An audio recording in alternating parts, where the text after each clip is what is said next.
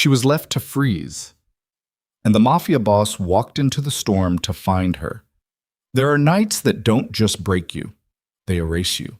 They take everything you built, everything you believed, and they leave you on the side of a frozen road with nothing but the wind and the realization that the person you loved most in this world was the one holding the knife.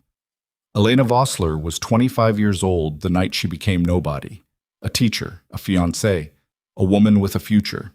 And then, in the span of 4 hours, she became a suspect, a fool, and a body slowly going cold in the worst blizzard Minnesota had seen in a decade. She didn't know that the man who would pull her back from the edge wasn't a paramedic, wasn't a cop, wasn't anyone a woman like her was supposed to trust.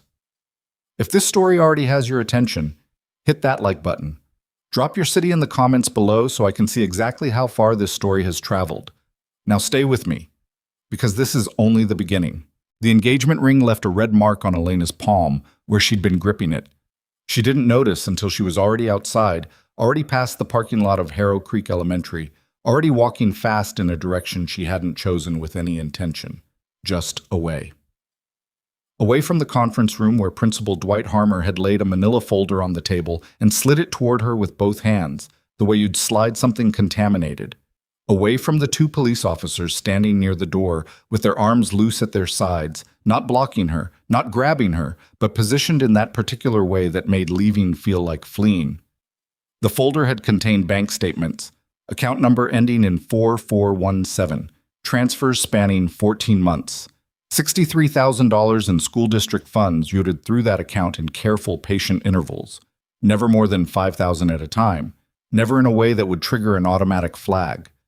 Whoever had done it knew what they were doing, knew the system, knew how to be invisible. The account was in Elena's name. She hadn't known the account existed until that moment. Outside, the temperature had dropped to 4 degrees. The sky had gone the color of old pewter hours ago, and now it just sat there, heavy and flat, pressing down on Harrow Creek like a ceiling about to collapse. The forecast called for 8 to 12 inches overnight, the kind of storm that closed schools and killed power and left people stranded. Elena walked anyway. She didn't have a plan. She had a phone with 17% battery, $60 in her wallet, and a pair of ankle boots that were not designed for this. The ring was still in her hand. White gold, princess cut. The one Caleb had slid onto her finger 9 months ago at his mother's dinner table while his whole family watched and applauded, and Elena had laughed and cried at the same time the way you do when something feels too good to question. She stopped under a streetlight at the edge of town and finally looked at it. It caught the light wrong, like it always had. She'd never let herself think that before. Her phone buzzed. Caleb. She picked up because part of her still needed to hear him say it wasn't true. That part of her was still the woman who'd graded papers until midnight and brought coffee to the teacher's lounge and believed, genuinely believed, that people were mostly trying their best. Elena. His voice was careful, controlled. The voice he used in business meetings, not the voice he used with her. Listen to me. Don't say anything to the police yet. I'm working on what, Caleb? It wasn't a question. The inflection wasn't there. A pause. This is complicated. There are things happening that you don't understand yet. The account, she said. The one in my name. Did you open it? Another pause, longer. I need you to trust me right now. Elena pulled the phone away from her ear and stared at it. The screen showed his contact photo, a picture from last summer, the 2 of them at Lake Meridian, him laughing at something she'd said, her face turned toward him like a plant toward light. She'd taken it herself. She'd been so proud of that picture. She pressed end. Then she threw the ring as hard as she could into a snowbank and kept walking. Mud. The thing about Harrow Creek, Minnesota, was that it ended fast. Main Street, a hardware store, 2 diners, a credit union, a church with a marquee sign whose letters kept falling off in the wind, and then nothing. Fields. Highway 9 cutting north through farmland that stretched flat and dark in every direction. Elena had lived here for 2 years, had driven this road 100 times, and she'd always found it peaceful. That particular kind of Midwest nothing that made you feel like the world had exhaled. Tonight it felt like a throat closing.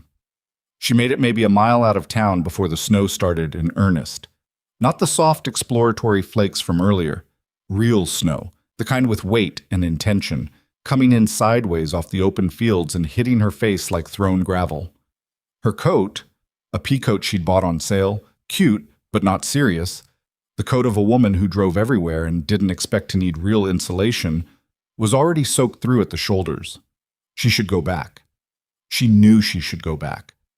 But back meant police questions and Caleb's careful voice and the look on Principal Harmer's face, that particular look of disappointed certainty, the look of a man who'd already made up his mind and was just going through the motions of due process. Back meant $63,000 she couldn't explain, and an account she'd never touched, and a community that had trusted her with their children, and now. Her boot caught a patch of ice under the snow and she went down hard, both hands out, phone skidding across the asphalt. She lay there for a moment, cheek against the cold road, the snow falling onto the back of her neck, and she thought, this is ridiculous. Get up, Elena. She got up. Her left palm was bleeding where the road had torn through her glove. She picked up her phone, cracked screen, still on, battery at 9%, and kept moving. She was 3 miles out of town, or maybe 4, when the headlights appeared behind her. She'd heard a few cars in the past 40 minutes, all of them blowing past without slowing. She'd thought about flagging one down and had decided against it each time, some confused pride or shame, or both holding her arm down at her side. But she was past that now. Her hands had stopped hurting about 20 minutes ago, which she understood dimly was a bad sign. Her feet were 2 numb blocks at the end of her legs. She'd stopped being able to feel the cold as cold exactly and had started just feeling it as pressure, as weight, the air itself pressing in against her skin. The headlights didn't blow past. They slowed. She turned, squinting into the light, and realized it wasn't one car. It was a convoy. 3 black SUVs, no, 4, moving in tight formation, close enough together that they looked like a single organism. They pulled alongside her and stopped. The rear door of the second vehicle opened. The man who stepped out was not what she expected, which would have been funny if she'd had any energy left for humor. She'd been picturing a farmer, a trucker, someone with a thermos of coffee who'd recognized her from the diner and decided to help out. What she got instead was a man in a charcoal wool coat who moved across the snow-covered road with the deliberate ease of someone accustomed to being the most dangerous thing in any environment. Tall, dark hair, a little longer than corporate, cut bluntly. A jaw that looked like it had been broken at least once and had healed wrong, slightly off-center in a way that made his face more interesting and more unsettling at the same time. His eyes, when they found hers through the snow, were pale, the color of deep winter water, gray-green, unreadable. He was maybe 35. He looked at her the way you look at something you're trying to accurately assess. "You're bleeding," he said. His voice was low. No particular warmth in it. Not unkind either. Just factual. "I'm fine," Elena said. Her voice came out wrong, the words slurring slightly at the edges from the cold. He looked at her for another moment. Then he reached up, undid the buttons of his coat, slowly, without drama, and held it out to her. She stared at it. "Who are you?" "Someone with a warm car," he said, "and you're hypothermic." "I'm not—" She stopped, because even as she said it, her body chose that moment to shudder so hard her teeth knocked together. He stepped forward and put the coat around her shoulders without asking permission. It was still warm from his body. Heavy. It smelled like cedar and something underneath that she couldn't name, something older and more complex. She grabbed the lapels automatically, pulling it closed, and hated how immediately, how completely better she felt. "My name is Elena Vossler," she said, because she needed to say something, needed to establish something in this moment. "I'm a teacher. In Harrow Creek." "I know who you are," he said. She went very still. He turned back toward the vehicle. "Get in. We'll get you warm." "You know who I am," she repeated. "How?" He paused with his hand on the door, didn't turn around. "I'll explain in the car." "That's not an explanation." Now he looked back at her, that pale gaze again, steady and assessing. "No," he agreed. "It isn't. But you're standing in a blizzard in a coat that costs less than my watch, and you're bleeding, and wherever you were going, you're not going to get there tonight." He pulled the door open. The interior light spilled out warm and gold. So you can get in, or you can keep walking. I'm not going to force you either way. Elena stood in the snow and looked at the open door and thought about the account in her name and Caleb's careful voice and the officers by the door and the folder on the table and $63,000 that had passed through a life she'd apparently been living without knowing it. She got in the car. His name was Damien Corvello. She didn't know what that meant until the young man in the front passenger seat, early 20s, nervous energy barely contained under a professional stillness, looked at her in the rear-view mirror and then quickly looked away, and she understood that her presence in this vehicle was unusual. Not just unusual, alarming to this person, which meant the man sitting next to her, calm and looking out his own window at the passing darkness, was the kind of person whose company people found alarming. One of the other men, older, with a gray salted beard and the thick hands of someone who'd done serious physical work for decades, handed her a bottle of water and a packaged heat compress without comment. She cracked the compress, held it against her hands, and said nothing for several miles. The snow was worse now. She could barely see the road through the windshield. "You said you know who I am," she said finally. Damien was still looking out his window. He had a phone in his hand, but he wasn't looking at it, just holding it. "I have business interests in Harrow Creek. When something significant happens in a town where I have interests, I get informed." "By who?" "People." "That's cryptic." He glanced at her. The corner of his mouth moved. Not quite a smile, something drier than that. "I own 3 commercial properties on Main Street, a logistics company that operates out of the industrial park on Route 7, and a 30% stake in Harrow Creek Savings and Loan." He paused. "Which means when $63,000 moves through unusual channels in this town, I hear about it before the police do." Elena's grip tightened on the heat compress. "So you know about the accusation?" "I know what they're saying you did. I didn't do it." He didn't answer right away. Most people, when you said, "I didn't do it," either rushed to believe you in that performative way that wasn't really belief at all, or they got that careful, skeptical expression that meant they were keeping their options open. Damien did neither. He just let the statement sit, considered it, the way you'd consider the weight of something you'd just picked up. "Tell me about the account," he said. "There's nothing to tell. I didn't open it. I've never seen it before today." "What bank?" "Meridian Federal." He looked at his phone, typed something. "You've banked with First Line Credit Union since you moved to Harrow Creek 2 years ago." She stared at him. "How do you know that?" "How long have you been with Caleb Mercer?" The name landed differently when someone else said it, harder. 9 months. Since last March." She paused. "We got engaged in August. And the account was opened 14 months ago." Elena felt the cold again, different kind. 3 months before I met him." Damien nodded slowly, still looking at his phone. "Or," he said, 2 months after he started planning to meet you." The SUV moved through the dark and the snow fell, and Elena sat with that for a long moment and felt something shift in her chest. Not the grief of it, not yet, that would come later, but the structural thing, the load-bearing wall coming down, and everything she'd built her understanding of the last year beginning to tilt. "Where are we going?" she said. "My estate. About 40 minutes north." I should call someone. She stopped. "Who?" Her mother was in Florida. Her closest friend in town was another teacher, Rini, who had been in that conference room and had looked at Elena across the table with an expression that was half sorrow and half relief. The expression of someone who'd been half expecting this and could stop worrying about what it meant for them now. "I don't really have anyone to call." Damien put his phone away. He said nothing to that, which was somehow the least crushing response possible. The estate sat back from the road behind an iron gate and a tree line so dense it seemed intentional, a wall of pines that blocked the property from the highway completely. The gate opened as they approached. No keypad, no intercom, just opened, which meant someone was watching. The driveway was a 1/4 mile of plowed gravel, and the house at the end of it was large in the way of old money, or money that wanted to look old. Fieldstone and timber, dark windowed, 3 stories, a long front porch that would be beautiful in summer, and tonight just looked like something from a different world entirely. They pulled into a garage that held 7 vehicles.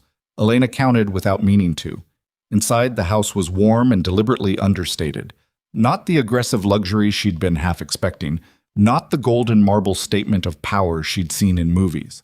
Worn leather furniture, bookshelves with books that had actually been read, spines bent, pages flagged.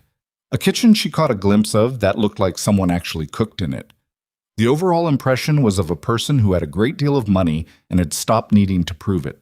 A woman appeared, but 50s, short silver hair, the unhurried efficiency of someone who'd been running complicated households for a long time. She took one look at Elena and made an assessment so fast it was almost invisible. "Second guest room is already made up," she said to Damien. "I'll get the first aid kit." "Her hands need looking at," Damien said. "I can see that." The woman looked at Elena directly now. "I'm Hessa. I run this house. You're safe here," said with the matter-of-fact firmness of someone who'd said it before and found it sufficient. Elena realized she was still wearing Damien's coat. Whoa. Hessa cleaned the cuts on Elena's palm in the kitchen. Hydrogen peroxide, the sharp, familiar sting of it, then careful gauze, while Damien sat across the kitchen island and made calls. He spoke quietly, in a way that was clearly habituated, words carefully chosen, meaning layered underneath the surface of sentences that sounded ordinary. She understood, abstractly, what this suggested about the nature of his business. She found she didn't have the capacity to be afraid of that right now. She was past afraid. She was in some flat, exhausted country on the other side of afraid where things just were what they were. "Caleb Mercer," Damien said at one point into the phone. "All of it. Financial records, LLC filings, property, especially anything connected to the school district." A pause. "Tonight." He hung up. Elena looked at him. "What are you doing?" "Finding out what actually happened." "Why?" He was quiet for a moment. He refilled his coffee, had poured it without asking if she wanted any, had simply set a cup in front of her. And that had been that. And he sat back in his chair with the particular stillness of a man who didn't fidget, who had made some decision years ago to take up exactly the space he occupied and no more. "Your father was Adrian Vossler," he said. The kitchen went very quiet. She hadn't heard her father's name in 3 years. He died on a Tuesday in November, a heart attack, quiet and private the way he'd lived. She'd been 22.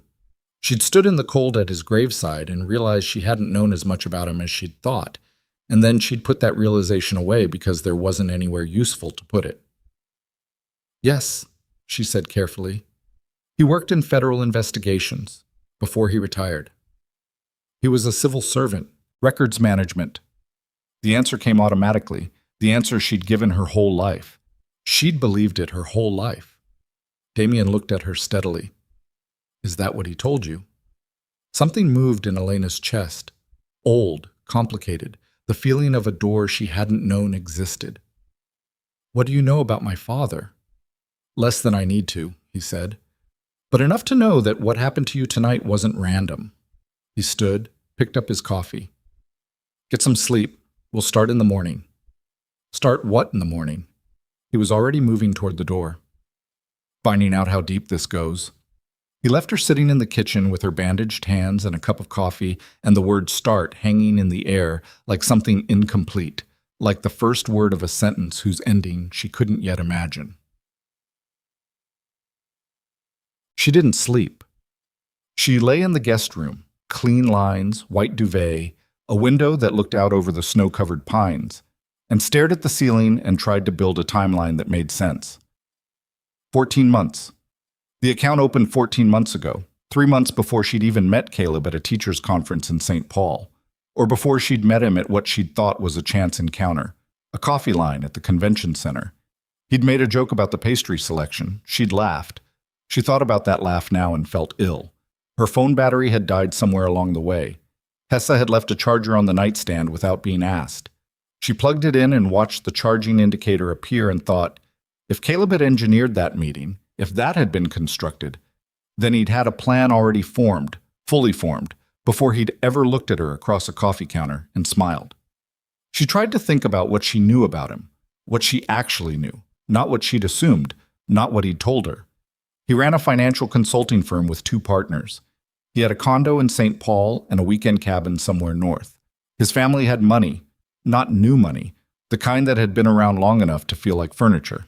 He'd mentioned the school district a few times, casually, the way you mention something you know about because you move in the same world. She fell asleep somewhere around 4 in the morning and dreamed about her father. In the dream, he was sitting at the kitchen table in their old house in Duluth, drinking tea, and she was young, maybe 10, and she was telling him something that felt important, and he was listening with that particular quality of attention he'd always had, fully present, tracking every word. And then she looked down and realized there was a folder on the table between them, the same manila folder from the conference room. She reached for it. He put his hand over hers, not stopping her, just there. She woke up to snowlight coming through the curtains and the sound of voices somewhere else in the house. Damien's office was on the 2nd floor. She found it because she followed the voices, which was either curiosity or the particular desperation of a person with no other options. And at this point, she couldn't tell the difference. The door was partially open. She could see Damien at a large desk, his morning suit looking exactly as deliberate as the evening coat had been, a laptop open in front of him, and 3 monitors mounted on the wall behind him, running what looked like financial data. The man with the gray salted beard was there. She'd learn later his name was Bram, and that he'd been with Damien for 15 years and functioned as something between a chief of staff and a right hand that no one asked specific questions about, and a younger woman with close-cropped natural hair and an expression of complete professional focus was feeding documents into a scanner while relaying information in a voice too low for Elena to catch. She knocked on the doorframe. Damien looked up. Not startled. She had the sense he'd known she was there before she knocked. "Come in." She came in, looked at the screens, looked back at him. "You've been up all night." "I don't sleep much." He turned one of the monitors toward her. "Look at this." She looked. Numbers, account numbers, transfer records, dates. She wasn't a forensic accountant. She taught 3rd grade. But she'd handled school budgets long enough to read the shape of what she was looking at. "This is the school district's operating fund. And this," he pointed to a column, "is Meridian Federal Account 4417, your supposed account." "Right. Look at the transfer pattern." She looked, studied it, counted the intervals between transfers. "It's too regular," she said slowly. "No one budgeting or embezzling looks this regular. This is automated," Damien said. "Someone set up recurring transfers from the district fund to that account 14 months ago. And last week, they changed the beneficiary information on the account to include your personal details. So I'd be the face of it when they close the loop." "When they close the loop," he confirmed. Elena put both hands flat on the desk and breathed. The cuts on her palms pulled against the gauze. "Caleb has access to automated banking systems. His consulting firm does compliance work for 3 different local institutions." She said it like a thing she was working out in real time. "He would know exactly how to structure this." "He would," Damien said. "But Caleb Mercer doesn't act alone." He pulled up a second document. "His consulting firm has 2 partners, Marcus Fell and—" Elena's head came up. "Dwight Harmer." Damien looked at her. "Principal Harmer," she said. "He was a business partner with Caleb's firm before he took the school position 5 years ago. He mentioned it once. Just once. Casually, like it was ancient history." She felt the shape of it now, the full shape, and it was much larger than she'd thought. "He's still connected to them." Damien nodded slowly. "The man who laid that folder on the table in front of you this morning." "He put it there," Elena said. "He knew exactly what was in it because he helped put it together." The room was quiet except for the soft mechanical sound of the scanner. Then Damien said, "There's something else." She looked at him. He turned the 3rd monitor, slowly, with the gravity of someone revealing a thing they've been sitting with for hours. What she saw was a file, old, scanned from physical documents, the paper quality and typeface belonging to decades ago. The header was redacted, thick black bars over most of the identifying information. But the name she could see, one name, in the middle of the page, Adrian Vossler, her father's name. in a document that looked nothing like records management. "Where did you get this?" she breathed. "The same place I get most things," Damien said. "People who owe me." He paused. "Your father wasn't in records management, Elena. He was a federal undercover operative. Deep cover. For 9 years. The file. The dream." Her father's hand over hers. "His last operation," Damien continued, and his voice had shifted. Something in it she couldn't quite name yet. Something that wasn't the same controlled professional register he'd been using all night. Something more personal and older. Was a protection detail in 2001.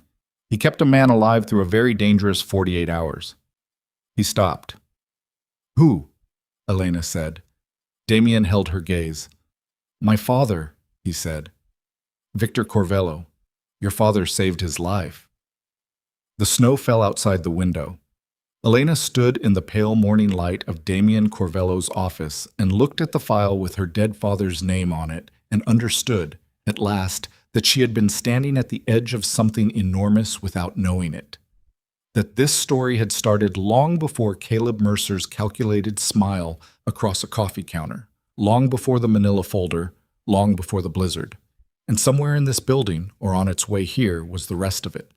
The scanner ran, the screens flickered, and Damien Corvello looked at her like a man who had just understood that the debt his family owed was sitting across the desk from him, alive and in danger, and entirely unprepared for what was coming next. The file sat between them on the desk like a third person in the room. Elena hadn't moved. She was still standing with both palms flat on the desk, the gauze on her left hand starting to show a faint pink bloom at the center, and she was looking at the document with the particular stillness of someone whose mind is moving very fast behind a face that has gone very quiet. Damien watched her. He'd gotten good at watching people. It was functionally one of the most important skills he'd ever developed, and what he saw in her right now was not what he'd expected. He'd expected shock, grief, the collapse of a narrative she'd built her life around. Instead, what he saw was something colder and more precise. She was cataloging, filing, taking every new piece of information and finding where it fit in a structure she was actively rebuilding in real time. She was, he thought, more like her father than she knew. 9 years undercover, she said finally. Her voice was flat. Not flat from shock, flat from control. And he never told us. He couldn't. I know he couldn't. She straightened up, took her hands off the desk. I'm not angry at him for that. She looked at the file again. I'm angry that I spent 3 years thinking I knew who he was and I didn't. I'm angry at the gap. She paused. What was the operation? The one involving your father? Damien had been waiting for this question since he'd read the file at 3 a.m. He'd spent those hours deciding how much to say. A rival organization tried to have my father killed. They hired 3 contractors. Your father intercepted the intelligence and embedded himself close enough to the operation to redirect it. He kept his voice level. Victor, my father, survived because Adrian Vossler put himself between the contractors and a man he'd known for 48 hours. He had no obligation to do that. It wasn't in his mission parameters. But he did it anyway. He did it anyway.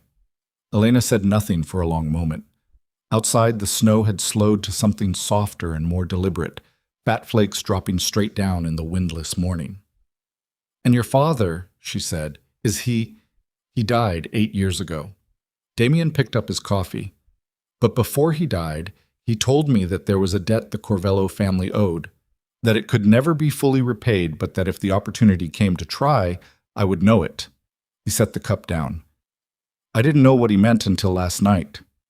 The woman with the close-cropped hair, Mara, she'd introduced herself quietly when Elena had come in, looked up from the scanner. Damien, the secondary files are through.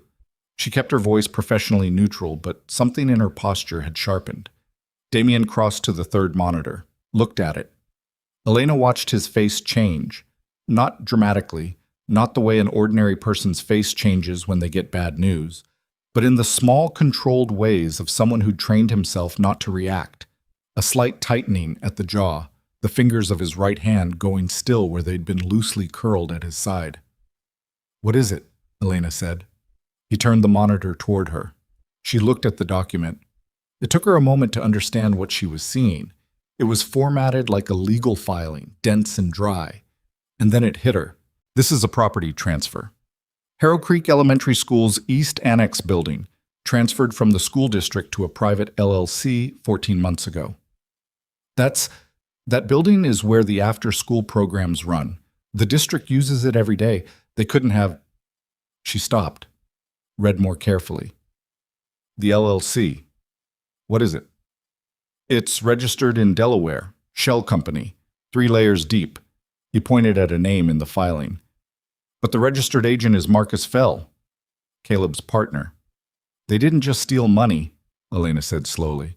They sold district property. A building assessed at $4.2 million, Damien said. The $63,000 in the school fund account. That was the distraction. The thing they needed someone to take the fall for while the real transaction cleared quietly. He turned back to her. They needed a face for the smaller crime to draw the investigation. While everyone looked at you and the $63,000, the building transfer would sit in county records unnoticed. Elena felt the air go out of her in a slow, controlled exhale. I was the smoke. You were the smoke. She turned away from the monitor and walked to the window, stood looking out at the snow. Her hands were in fists at her sides, which she seemed unaware of.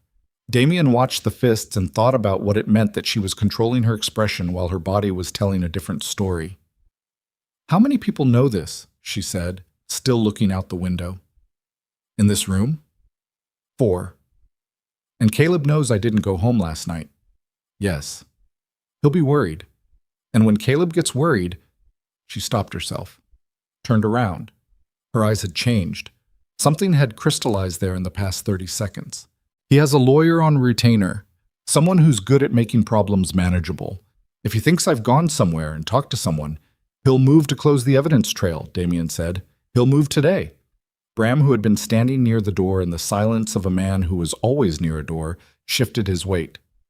Damien glanced at him. A communication passed between them that had nothing to do with words. Mara, Damien said. Already running it, she said, fingers moving across her keyboard. Fell's LLC filed an amendment last week. Looks like they were trying to add a secondary beneficiary to the building title. The filing is in a queue at the county recorder's office. She paused. It's scheduled to process Monday. Today was Saturday. If it processes Monday, Elena said, the building is fully transferred and any connection to the school district disappears. And you're left holding $63,000 that looks like embezzlement with no larger context, Damien said. Clean and simple.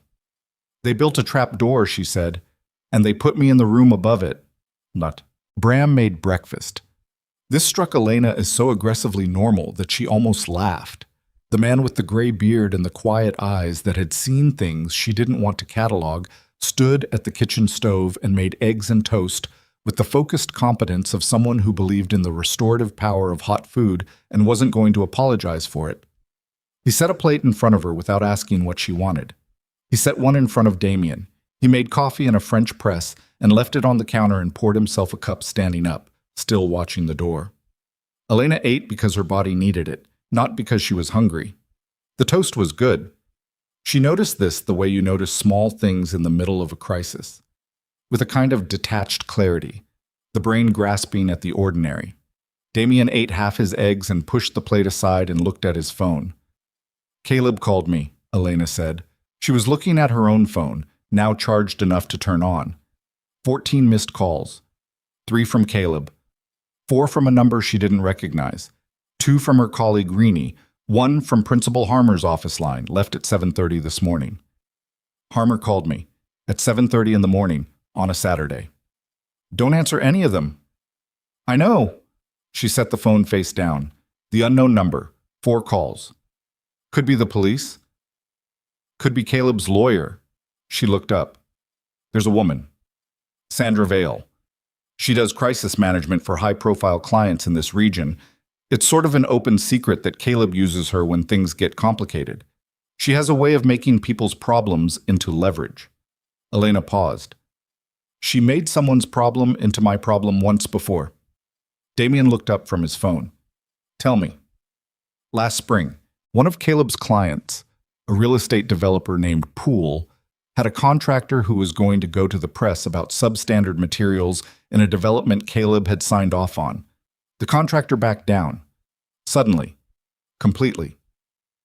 She picked up her coffee. I didn't think much of it at the time.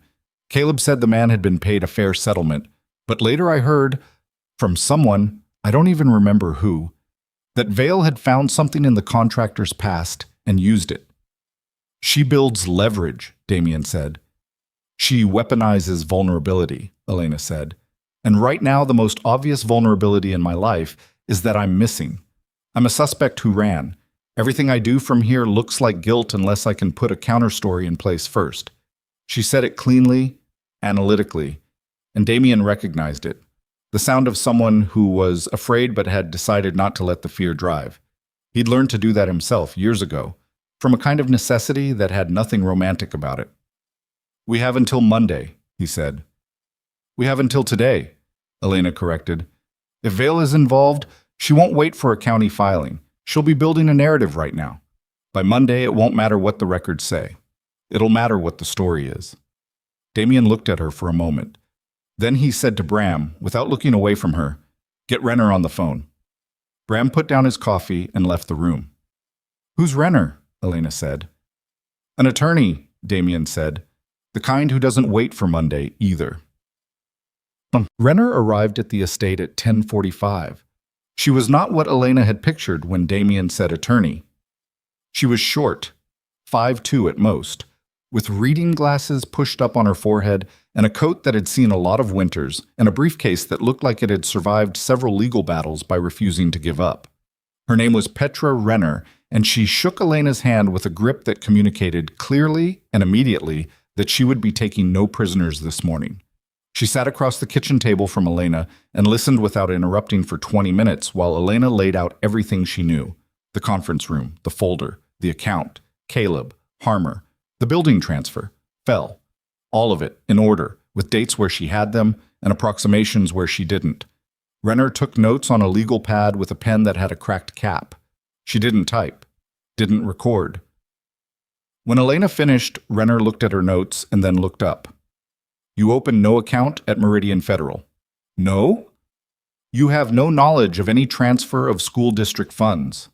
No.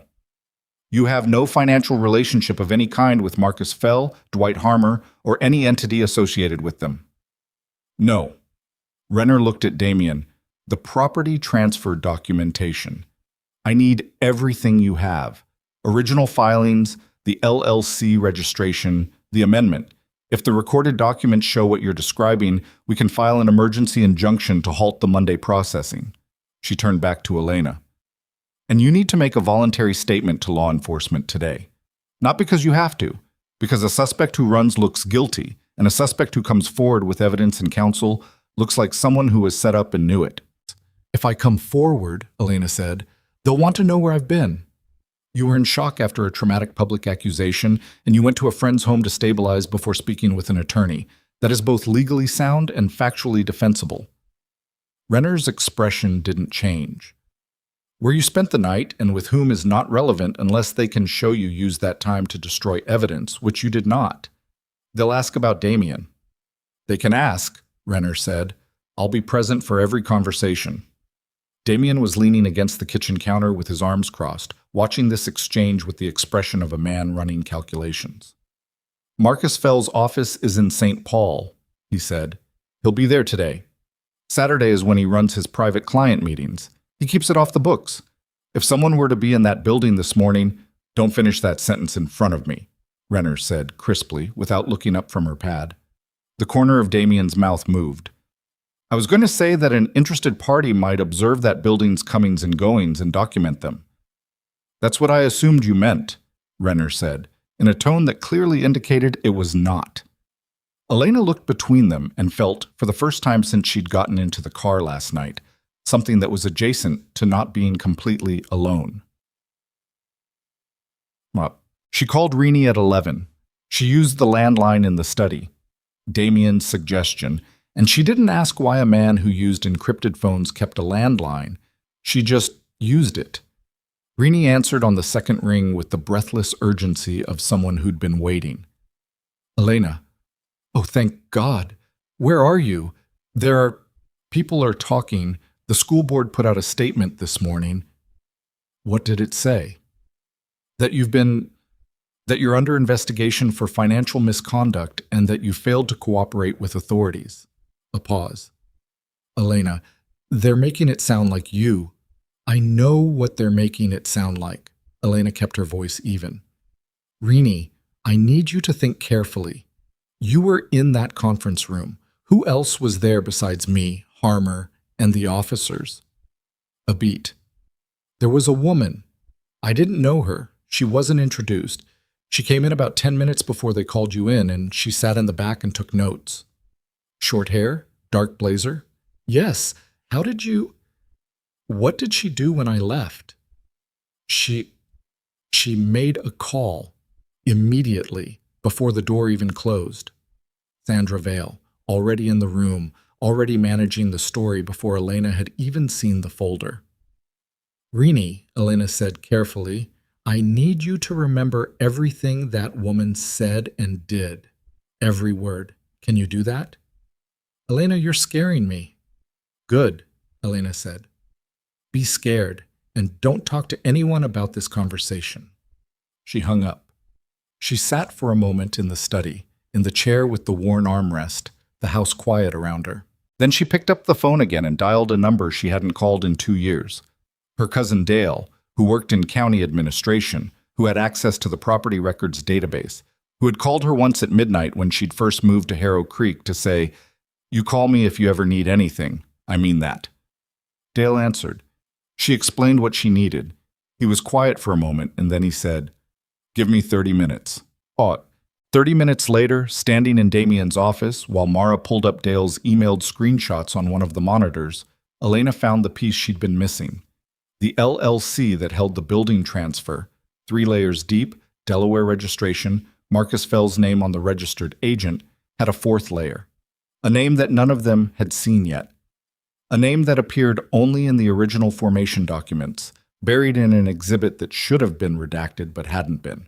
A clerical oversight so small it could have been accidental. It wasn't Caleb's name, it wasn't Fell's, it wasn't Harmer's. It was a name Elena recognized but hadn't thought of in months.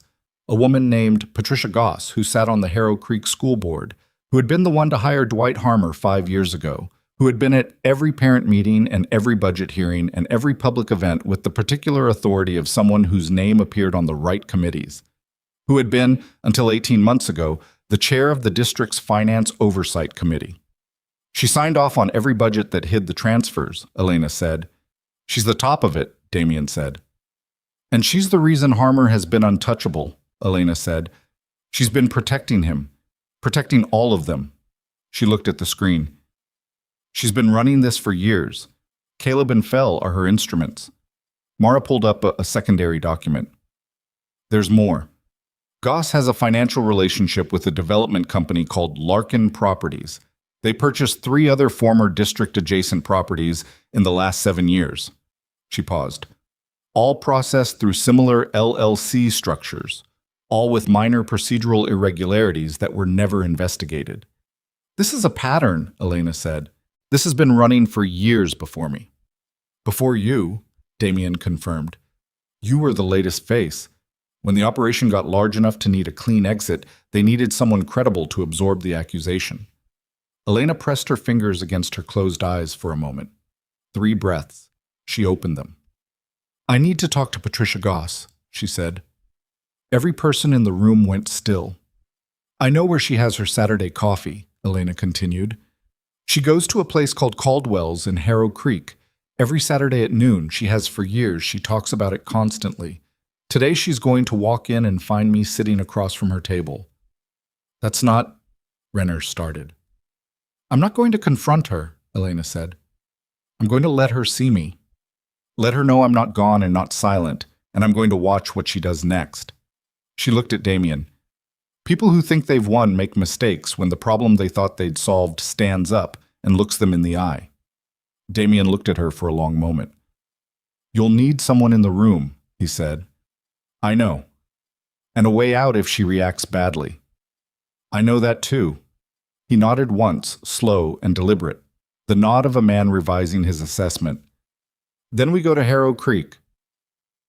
They took one SUV. Damien drove himself, which seemed to surprise Bram, who made a sound that wasn't quite protest, and then got in the back without comment. Elena sat in the passenger seat. They were 20 minutes out of town when Damien's phone, mounted on the dash, rang through the car's speakers. He glanced at the screen and something in his posture shifted in a way Elena was learning to read. A condensing, like a man pulling himself together against something incoming. He answered, "Yes," a voice on the other end. Male, middle-aged, with the kind of aggressive smoothness that money and unchallenged authority tends to produce. "Damien, I've been hearing some interesting things this morning." "Have you?" "About a missing schoolteacher, and about a convoy spotted on Highway 9 last night." A pause waited with implication. "You want to tell me what you're involved in up there?" Damien's hands on the wheel were completely still. "I don't recall asking for your input on my movements, Vincent. And I don't recall giving you permission to start a private investigation into a school board matter in a town where we have shared interests." The voice was still smooth, still pleasant, which made the underneath of it more legible, not less. "The Harrow Creek development arrangement is sensitive. There are partners involved you don't know about. Partners who are going to be very unhappy if this gets complicated." Elena was looking straight ahead at the road. She could feel Damien's attention, divided and precise, half on the call, half tracking her reaction. "Vincent," Damien said, "I suggest you let me handle this." "I suggest," Vincent said, "that you remember who built the foundation you're standing on, and I suggest you think very carefully about whether a woman you found in a snowstorm is worth the cost of what you're about to do." Another pause. "She's not your problem, Damien. Walk away." The line went dead. Elena kept her eyes on the road ahead. "Who is Vincent?" Damien put both hands back on the wheel and was quiet for 3 seconds. "Vincent Caro," he said. "He runs the Eastern distribution network for the organization. He was close to my father's circle for a long time." A pause. "He's also apparently one of the partners in the Harrow Creek development arrangement." Elena felt the cold come back. Different cold now, not temperature. "He's connected to Goss." "He's connected to Goss," Damien said, "which means this isn't a local corruption scheme. This runs through organized channels I didn't know about." He glanced at her. "And it means Vincent Caro just told me, directly, to leave you exposed." "And?" Damien looked back at the road. The town of Harrow Creek was visible now, in the distance. The water tower, the steeple of the church with the broken marquee, small and ordinary against the white winter sky. "And," he said, "I don't take instructions from Vincent Caro." It was said quietly, without heat, in the flat declarative tone of a man drawing a line in permanent ink. Elena heard it and felt the weight of what it meant, not just for her, but for him, for the thing he was choosing, for the door closing behind them both as the car moved forward into the town neither of them could walk away from anymore. Caldwell's came into view on the left side of Main Street, a corner cafe with fogged windows and a hand-painted sign, the kind of place that had been there 30 years and intended to be there 30 more. Damien pulled to the curb half a block down and cut the engine. Elena could see Patricia Goss through the window. 60-something. Silver bob. A camel coat draped over the chair behind her. Coffee in both hands, leaning across the table toward another woman Elena didn't recognize, speaking in the urgent, compressed way of someone managing a problem in real time. Already managing it. "She knows I'm gone," Elena said. Vale called her. "She knows," Damien agreed. Elena watched the woman who had built the trap and baited it with her name and her career and 9 months of her life, and she felt something settle in her chest. Not calm exactly, not peace, but the particular stillness that comes when grief finishes burning and leaves something harder underneath. She opened the car door. "Elena," Damien's voice. She looked back. His eyes held something she hadn't seen there before, Chapoir, not warning, not calculation, something closer to concern, raw enough that it looked like it surprised him, too. "Don't give her anything she can use." I'm not giving her anything, Elena said. I'm just letting her see that I'm still standing.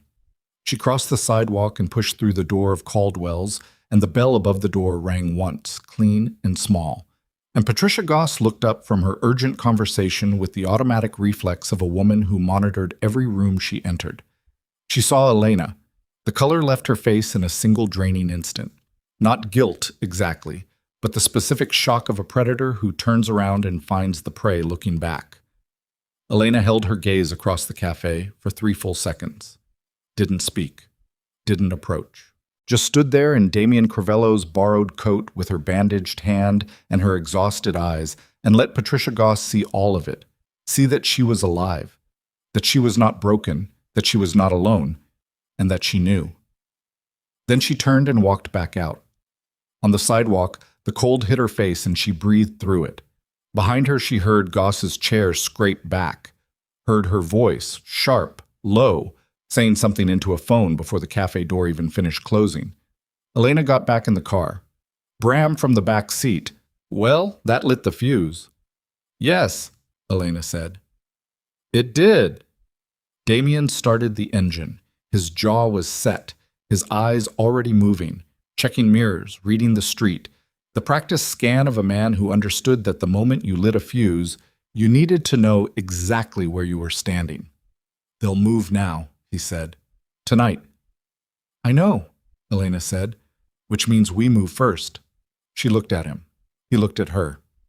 Outside, Harrow Creek sat quiet and cold and ordinary in its winter morning, and underneath it, the whole rotten structure they'd built was beginning, finally, to crack. Then let's move, she said.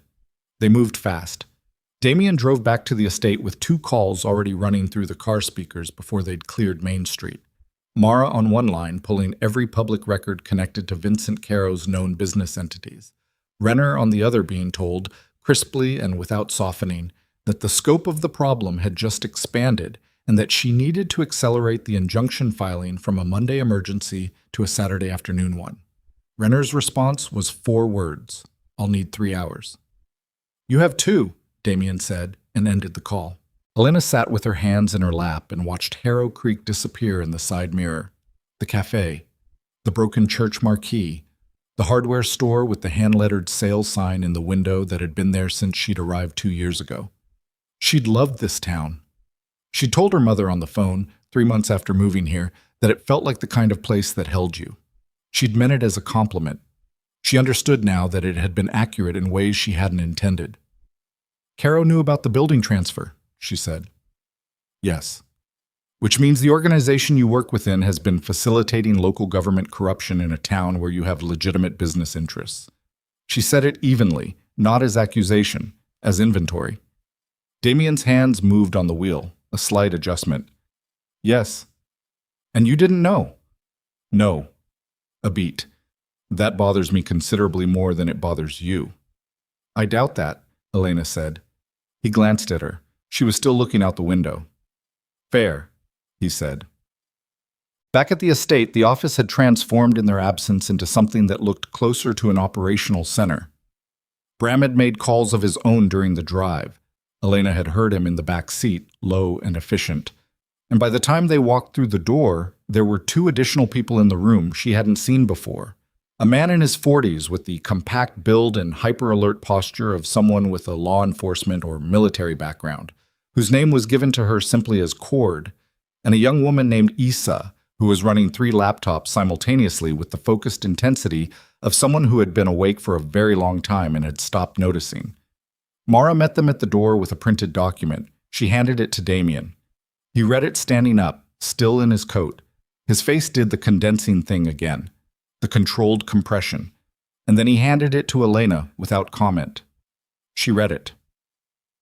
The document was a corporate filing, standard enough on its surface, an LLC amendment, routine paperwork, but the date on it was 8 days ago, and the change it recorded was a transfer of managing interest in the LLC that held the school building. The previous managing interest holder had been Marcus Fell. The new one was a trust administered by the law offices of Sandra Vale. Elena looked up. Vale isn't just doing crisis management for Caleb. She's holding the asset, Mara said. Or her firm is? Which, in practical terms, means she's a principal, Elena said. She's been a principal the whole time. She looked at Damien. She was in that conference room before I was called in. She wasn't managing the fallout.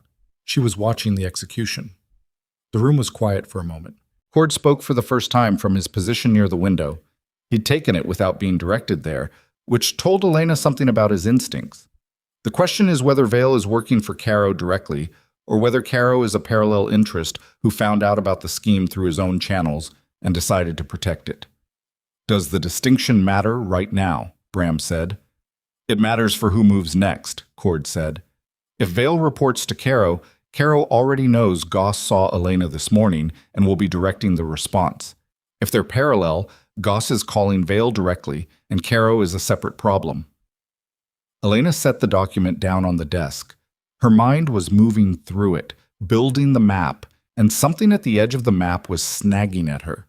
Something that didn't fit yet. A shape she couldn't quite resolve. She walked to the window where Cord was standing and looked out at the tree line and let herself chase it. 8 days ago. The LLC amendment was 8 days ago. Caleb proposed to me 9 months ago, she said, half to herself. And 11 months ago, 2 months before the proposal, I found a folder in his home office. She stopped. Cord looked at her. What kind of folder? I thought it was client work. It was on his desk, and it fell when I was looking for a pen, and I picked it up and I saw my name on a tab inside. She was speaking slowly, pulling it up from the place she'd filed it. The place she'd filed it as nothing, as innocent, as the kind of thing that has an obvious explanation when you trust the person. I assumed it was something sweet, that he'd been keeping notes about me, planning the proposal maybe. I didn't open it. She turned around. I put it back and I never mentioned it. You never looked at it, Damien said. I never looked at it. She felt the stupidity of it like a hand pressing on her sternum. Not shame, there was no room left for shame, but the specific grief of understanding that the moment you trusted someone enough not to look was the moment they were counting on. He had a folder with my name on it 2 months before he proposed. Before I knew he existed. Issa had stopped typing. Everyone in the room was still. He built the file before he met you, Damien said. He built the file and then he engineered the meeting. He selected me, Elena said. The word selected had a particular texture. Clinical. She let herself feel it. He needed someone credible. A teacher. Someone community embedded. Clean record. No financial sophistication. No powerful connections. No reason for anyone to believe she wasn't exactly who she appeared to be. She paused. And he probably ran through several candidates before he settled on me. Damien was watching her with that careful, assessing look. She recognized it now as something different than she'd read it initially. It wasn't detachment. It was the expression of a man who was feeling something and had decided not to be careless with it. Renner needs to know about the folder, he said. The folder is gone, Elena said. I never took it. I never photographed it. I have nothing except my memory of a tab with my name on it. She looked at her hands, the gauze. Which is exactly the kind of evidence that sounds like the story of a guilty person trying to manufacture innocence. Renner called it 147 with the injunction status. She'd filed. The Saturday duty judge had received the application. And then, a pause in Renner's voice that Elena had learned in the past 4 hours to read, as a woman who was about to deliver something she didn't want to, the duty judge had recused himself. Why? Damien said. He cited a procedural conflict. Another pause. His wife sits on the board of Larkin Properties. The development company connected to Goss. The silence in the room had a different quality now. Not the silence of people thinking, the silence of people recalibrating how large the structure was. Elena watched it move through the room, watched Bram's jaw tighten and Cord's eyes go flat, and Mara's fingers pause above her keyboard. The replacement judge, Damien said, won't be assigned until Monday morning. So the injunction is effectively stalled until the filing processes, Renner said. I'm sorry, Damien. I've never had a duty recusal on a Saturday emergency application in 20 years. A beat. Someone made a call. Damien ended the call. Elena was already at the desk, already looking at Issa's screens, already pulling at the thread she'd been ignoring for the past hour because it had seemed secondary, and now it seemed like the only thing that mattered. The original file on my father, she said. The federal operation file. Who else knew it existed? Damien frowned. The people in this room. And whoever pulled it for me. Who pulled it? A pause. A source inside a federal records archive, someone I've used before, someone reliable. Does Vincent Caro know you have sources in federal archives? Damien went still. Because if Caro is connected to this deeply, enough to have a judge in his pocket, Elena said, and if he knew you were pulling my father's file last night, then he knew why before we did. He knew the Vossler connection before you called me by my father's name this morning. She looked at Damien directly. Which means his call in the car wasn't a warning. It was him telling you he already knows everything you know. The room absorbed this. Damien moved to his own desk, opened a drawer, and took out a different phone. Older, a model Elena didn't recognize, the kind that suggested it existed for one specific purpose. He typed a message. Waited. The reply came in under a minute.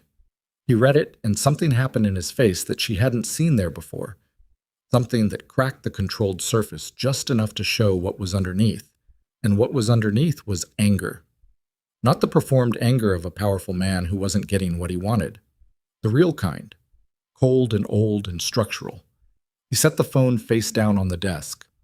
My source in the archive, he said, was approached 6 weeks ago by a third party, offered money for information about which files I'd been requesting. His voice was level in the way of something actively held level. My source declined. He didn't tell me because he thought it was a fishing expedition that went nowhere. But 6 weeks ago you hadn't requested the Vossler file yet, Elena said. No. So whoever approached him wasn't looking for that file specifically. They were building a monitoring system, watching what you pulled so they'd know the moment you started looking in a direction that threatened them. She stood up. They've been watching you, Damien, not because of me, because of the Harrow Creek interests. They wanted to know if you were going to find out what was happening in your own backyard. And when I picked you up off the road, Damien said, and started pulling records, they knew within hours. Caro's call wasn't reactive, Elena said. It was confirmatory. He was telling you the game is already over. She watched this land, watched Damien sit with it, the full shape of it, that he had been surveilled inside his own operation, that a man he'd known for years had been running interference around him, that the debt he'd chosen to honor had walked him directly into a trap that had been waiting not for her, but for him. Bram spoke from the door. If Caro moves against us directly, he won't, Damien said. Not yet. Moving against me directly creates a problem he doesn't want. It draws attention to the Harrow Creek arrangement from a direction that has nothing to do with a school teacher. He paused. He'll move against Elena. Through legal channels. Through Vale. He'll make the case against her airtight, and he'll make sure there's no injunction and no counter-evidence that holds up. And on Monday, she takes the fall in the building transfer processes, and it's done. He looked at Elena. That's the play. Elena said, Then we need something he can't neutralize through legal channels. What does that look like? Cord said. It looks like evidence so public and so distributed that suppressing it becomes more expensive than the asset is worth. She was moving now, pacing, the way she moved when she was planning a lesson and the structure was coming together.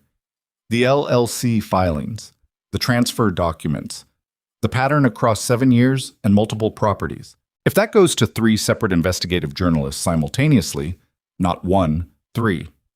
And to a federal oversight office directly, not through a county process that Caro can touch. Federal oversight means a federal investigation, Renner said. She'd called back, was apparently still on the line.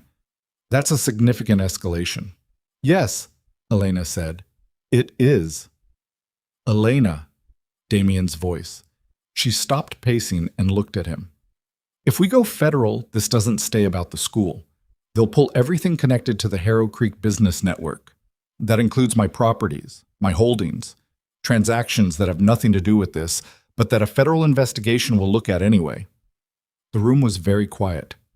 Elena understood what he was telling her.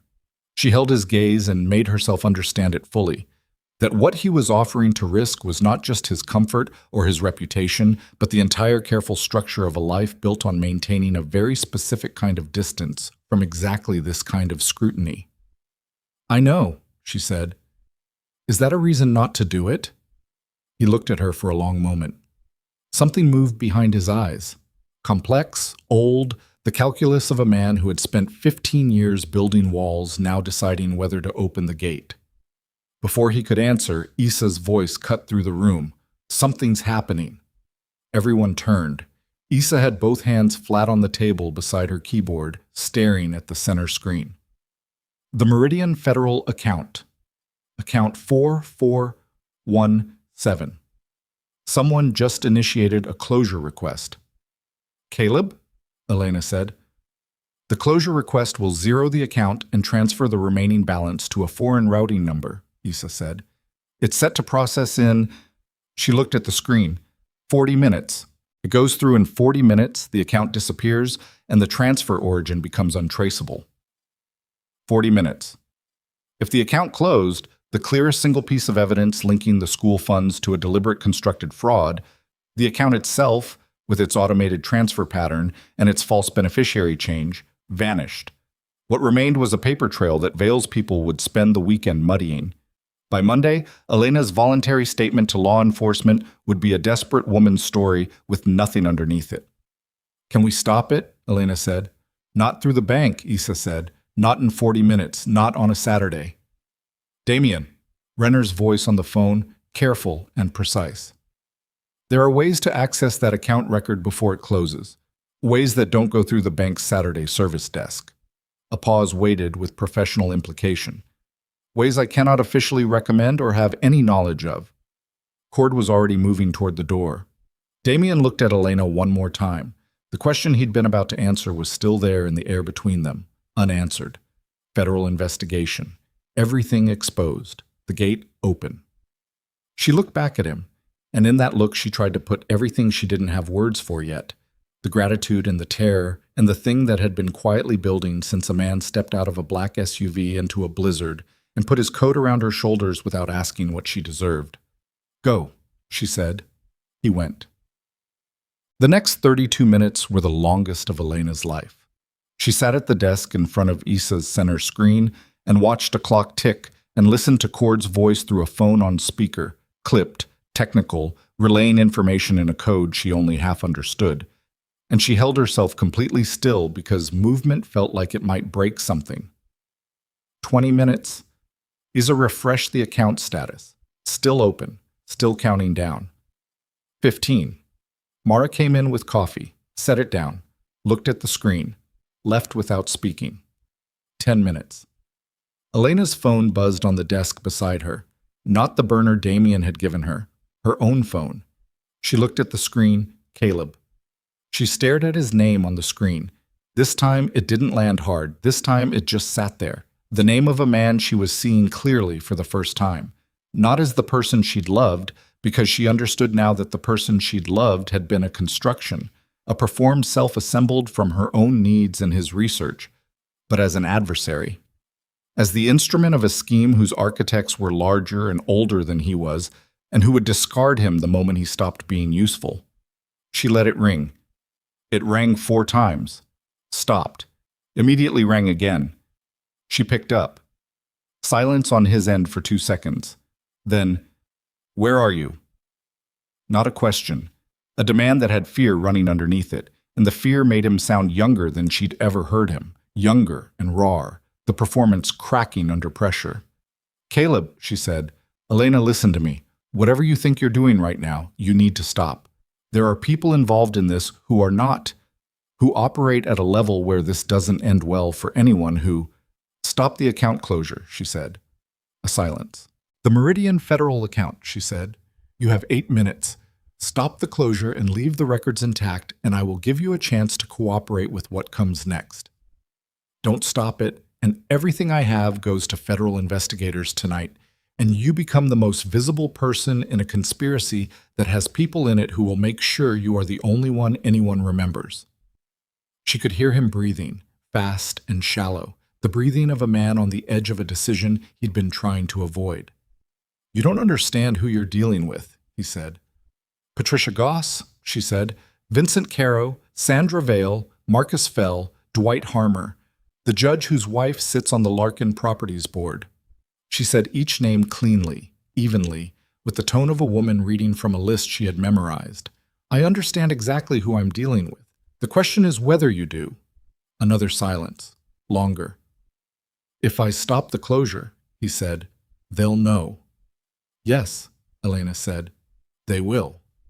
And then you'll need someone to stand between you and them, she said, which is not a thing I can promise you. But I can promise you that if that account closes in the next 7 minutes, there will be no version of what comes next in which you are not the face of this. Every other name disappears into layers of LLC filings and trust instruments and offshore routing numbers. She paused. Yours doesn't. The clock on Issa's screen read 6 minutes, 40 seconds. Elena watched it. 5 minutes. 4.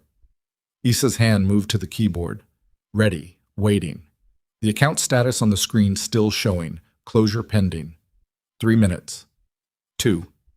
Elena closed her eyes for exactly 1 second. Opened them. The status on the screen changed. Closure request canceled. Issa exhaled. A long, shaking breath she'd apparently been holding for 2 minutes. She looked at Elena. Elena looked at the screen and felt something move through her that wasn't relief.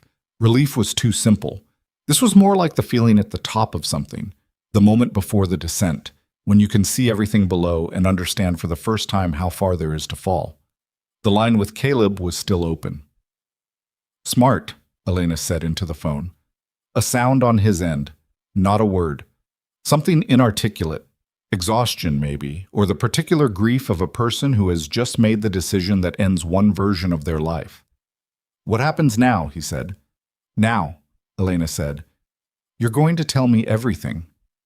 And in the silence that followed, before he could answer, before the next thing began, Elena heard something in the background of Caleb's call, a sound she almost dismissed, almost filed as ambient noise. A door opening. Footsteps. And then a woman's voice, crisp and familiar, saying his name in a tone that was not a greeting.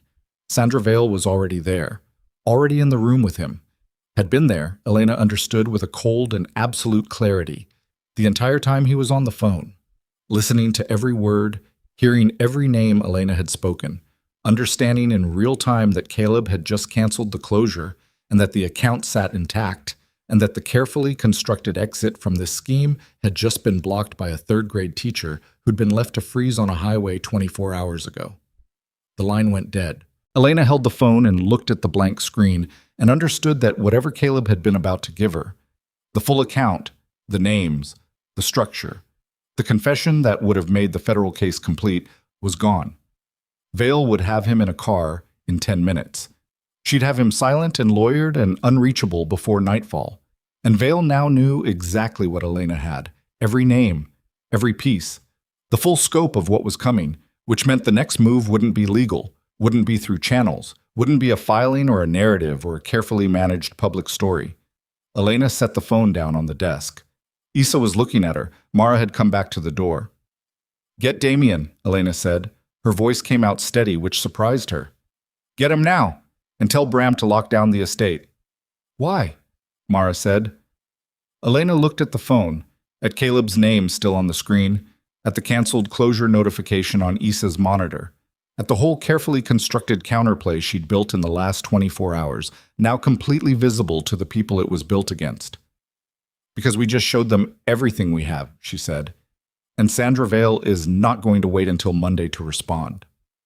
Outside, the winter afternoon light was already going gray and thin, the short northern day collapsing toward dark, and somewhere in Harrow Creek, a woman with a cracked cap pen and a crisis management practice was making a call that would decide whether Elena Vossler survived the night with anything left to fight with.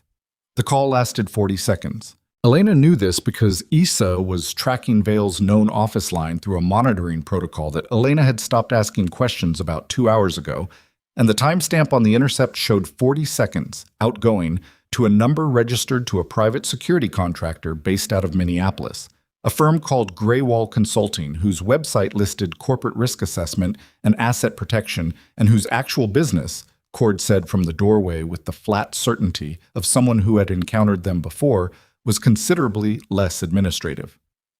"How many people does Greywall run?" Damien said. He was back, coat still on, snow on his shoulders from the drive. He'd walked in 30 seconds after Mara called him, and he'd read the room in one pass and hadn't asked Elena if she was all right, which she appreciated more than she could have explained. "Depends on the contract," Cord said. "For something this local, this fast? 4, maybe 6. Timeline. They're in Minneapolis. 2 hours out, less if they pushed." Cord looked at the window. The gray light. "We have maybe 90 minutes before this property becomes a problem." Damien looked at Elena. "We need to move the evidence." "We need to move everything," Elena said. "Copies to Renner, copies to the 3 journalists tonight, not tomorrow. And I need to make my statement to law enforcement before Vale can file anything that reframes my disappearance as obstruction." She stood. "If I walk into a police station with Renner beside me and a federal complaint already submitted, Greywall has no clean play. Coming at me becomes exposure." "The nearest field office for federal financial crimes is St. Paul," Mara said. "Then we go to St. Paul," Elena said. Damien looked at her for a moment. That long, careful look she'd come to understand as him deciding how much of what he was thinking to let through. This time he let through more than usual. "Once you walk into that office," he said quietly, "this becomes a federal matter and I lose control of how it unfolds. For you and for—" he paused. "Other things." "I know," Elena said. "You're sure?" She thought about her father, the file with the redacted headers, a man who had spent 9 years in the dark protecting people he'd never be thanked for protecting, who had died at a kitchen table in Duluth with a cover story instead of a history, who had put himself between a contractor's bullet and a stranger because it was the right thing regardless of the cost. She picked up her coat. "I'm sure," she said. Damien held her gaze one beat longer, then he turned to Bram. "Get the car." They moved. They took 2 vehicles. Damien's SUV in front with Elena, Bram driving, Cord riding with one hand resting on his thigh, in the particular way of a man who wanted quick access to something on his hip. Mara and Issa followed in a second car with 3 encrypted drives containing every document, every screenshot, every financial record they'd assembled in the past 18 hours. Copies already sent to Renner's secure server, copies queued to 3 journalists whose contact information Damien had provided without explaining how he had it, and Elena had stopped needing him to explain. The road to St. Paul was 90 minutes of interstate through flat winter dark. They made it 47 minutes before the first car appeared. Elena saw it first, not because she was watching for it, but because she was watching everything, had been watching everything since they left the estate.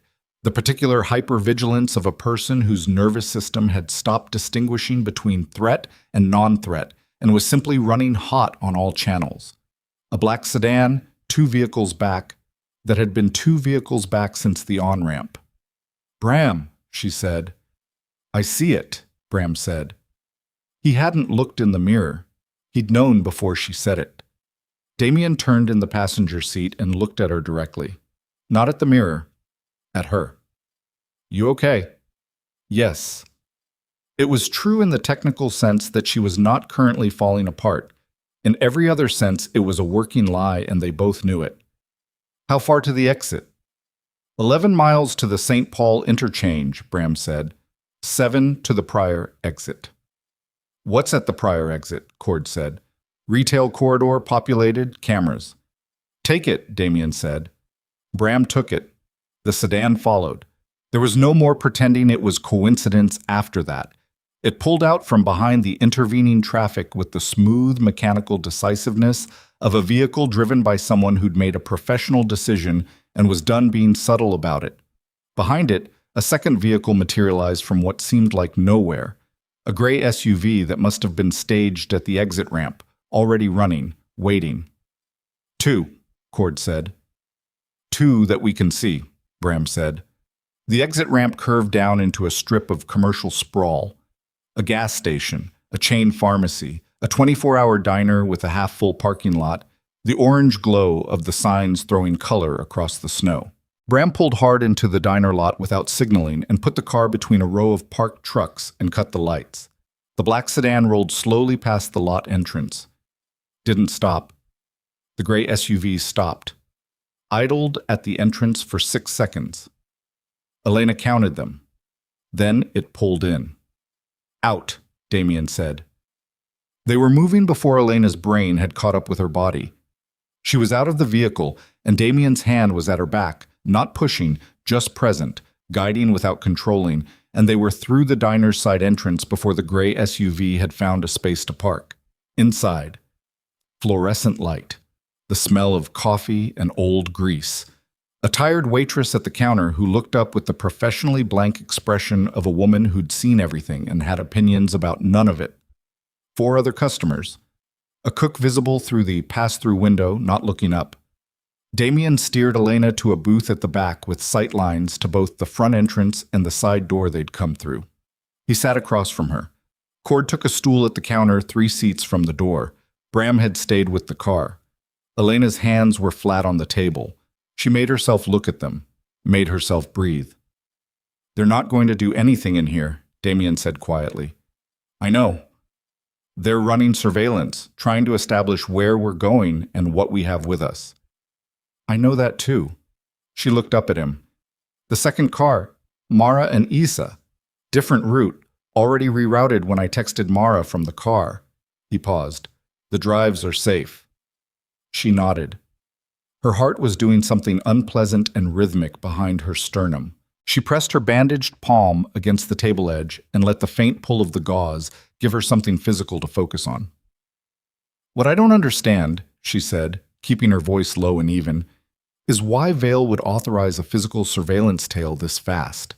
It's aggressive. It creates exposure for her." "Because something changed," Damien said. "Between Caleb's call and now, something changed." Elena went through it. The canceled closure, Caleb's voice before the line died. Vale in the room, the 40-second call to Greywall. What had Vale heard on that call that moved her from legal maneuvering to physical surveillance inside 3 hours? Then she had it. "The names," she said. "I listed names to Caleb, every name including Caro's." She looked at Damien. "Vale works for Caro. When she heard me say his name to Caleb, she understood that I had a connection she hadn't accounted for. She didn't know about you. She didn't know about the Vossler file. She didn't know any of that was on the table." She paused. "She thought I was a school teacher with a sympathetic story and a public defender. Now she knows I have resources that found Caro's name buried 3 layers inside a Delaware LLC, and she doesn't know where else I've looked or what else I have." "She's not running surveillance," Damien said slowly. "She's assessing." "She's trying to figure out how much damage control she needs," Elena said, "which means there's something I have, or something she thinks I might have, that's bigger than what we've already found." She watched him think about that, watched the calculation run behind his eyes. "The Vossler file," he said. "My father's file. If Caro's organization was involved in the 2001 operation, if they were the ones who hired the contractors who went after my father, then that file doesn't just expose the Harrow Creek scheme." He stopped. "It connects Caro to a federal murder conspiracy from 23 years ago." The diner hummed around them. The waitress topped off someone's coffee. The cook's radio played something with a steel guitar. "Statute of limitations on conspiracy to commit murder," Elena said. "None," Damien said. "In federal jurisdiction. None." They looked at each other across the table, and Elena felt the full weight of it settle. Not just what she was carrying, but what her father had been carrying. The thing he'd died without ever being able to put down. The reason his name was in a redacted file in a federal archive instead of on a commendation somewhere. Her father hadn't just saved Victor Corvello. He'd been the only witness to who ordered the hit. Cord's voice came low from the counter. "Company." One man came through the front entrance in a jacket that was too light for the weather, which meant he wasn't worried about the cold because he wasn't planning to be outside long. Mid-30s. The kind of average-looking that is sometimes the result of effort, the deliberately forgettable face of someone professionally invested in not being remembered. He took a seat at the far end of the counter and ordered coffee without looking at the menu. Didn't look at Elena. Didn't look at Damien, which was itself a kind of looking. Damien's phone vibrated on the table. He glanced at it. turned it toward Elena. A text from Bram, 2 words. Second vehicle. Someone was still outside with Bram. Elena looked at the man at the counter, at his jacket, at the way he held the coffee mug without drinking from it, at the line of his jaw and the angle of his shoulders, and the fact that he'd sat so that the mirror behind the counter gave him a clear sight line to the back booth without having to turn his head. Professional, patient, waiting for something. "He's not here to take action," she said quietly. "He's here to confirm I'm with you. To confirm the connection between us so Vale can build the narrative that you're harboring a suspect." Damien's eyes moved to the man, back to her. If that's the story she's building, then she's going to law enforcement with it. Tonight, not Monday. Elena kept her voice completely flat.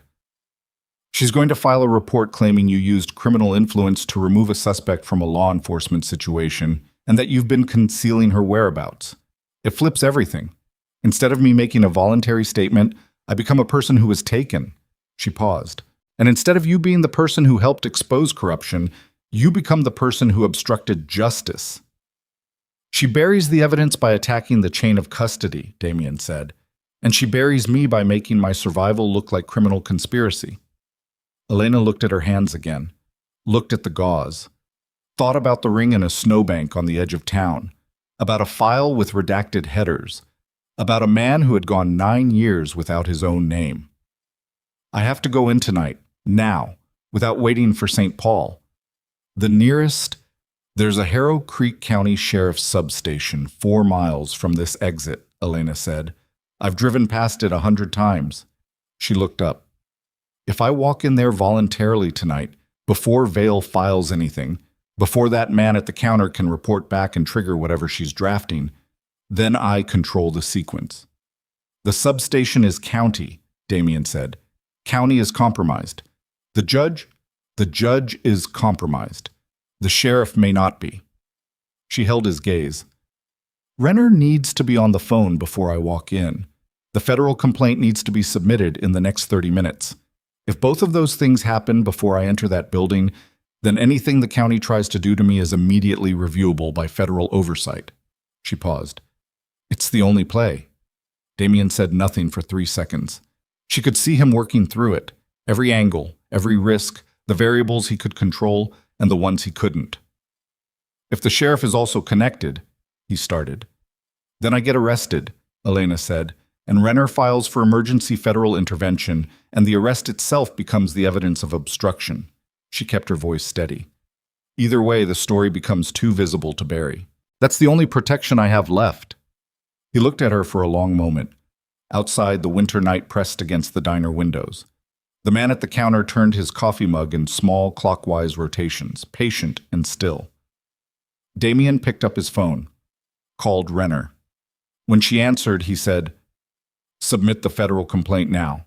Everything we have, all of it. A pause. Yes, including the Vossler file. He paused again, listening. I understand what that means. Do it. He ended the call. Looked at Elena. It's done. She breathed. Okay. You understand what happens after, he said. The federal investigation opens. Everything connected to Harrow Creek gets scrutinized. My properties, my... Damien. She said his name, and something in the way she said it made him stop. I know what you're giving up. I'm not... He stopped himself. Looked away, jaw tight, the first time she'd seen him look away from something. When he looked back, there was no performance in it, no control. Just the face of a man who had made a decision that would cost him and had made it anyway and was done pretending it was easy. It's not yours to carry, he said. The cost. Don't carry it. She held his gaze and thought about the coat in the snow. The first fact about him she'd known. A man who stepped out into a blizzard and gave the warmest thing he had to someone he didn't know and asked for nothing back and said simply, I'm not going to force you either way. Let's go, she said. The substation was a low brick building set back from a service road, 2 cruisers in the lot, lights on inside.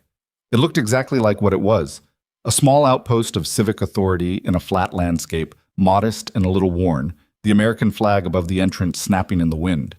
Renner was on the phone when they pulled into the lot.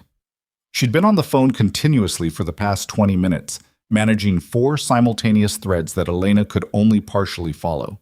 The federal submission, the journalists, a call to a contact at the state attorney general's office, and something involving a circuit court judge in St. Paul who apparently owed Renner a conversation. Elena got out of the car. The cold hit her immediately.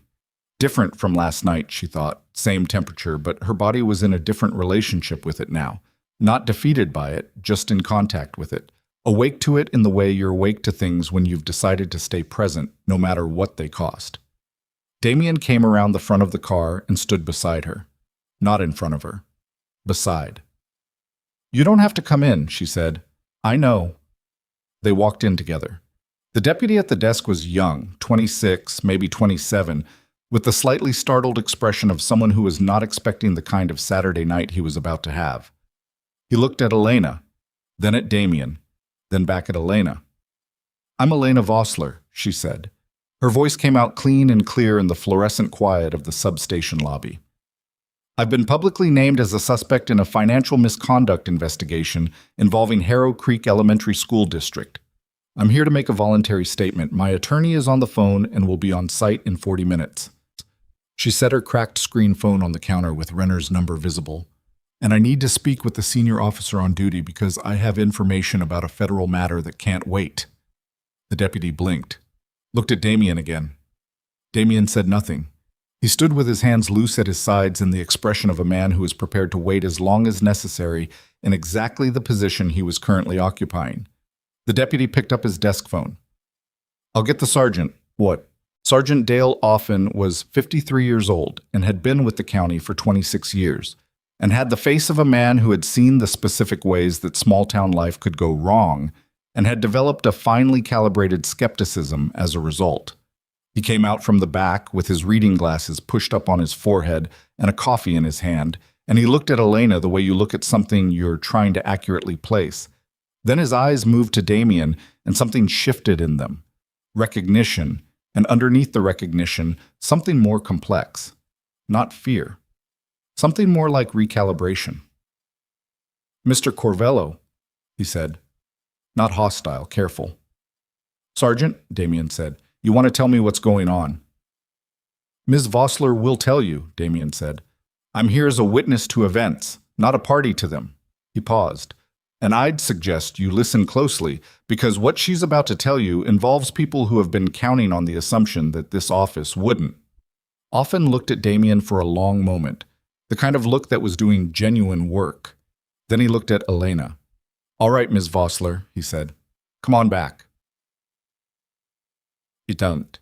The interview room was small and smelled like old coffee, and the particular institutional staleness of a room where difficult conversations happened regularly.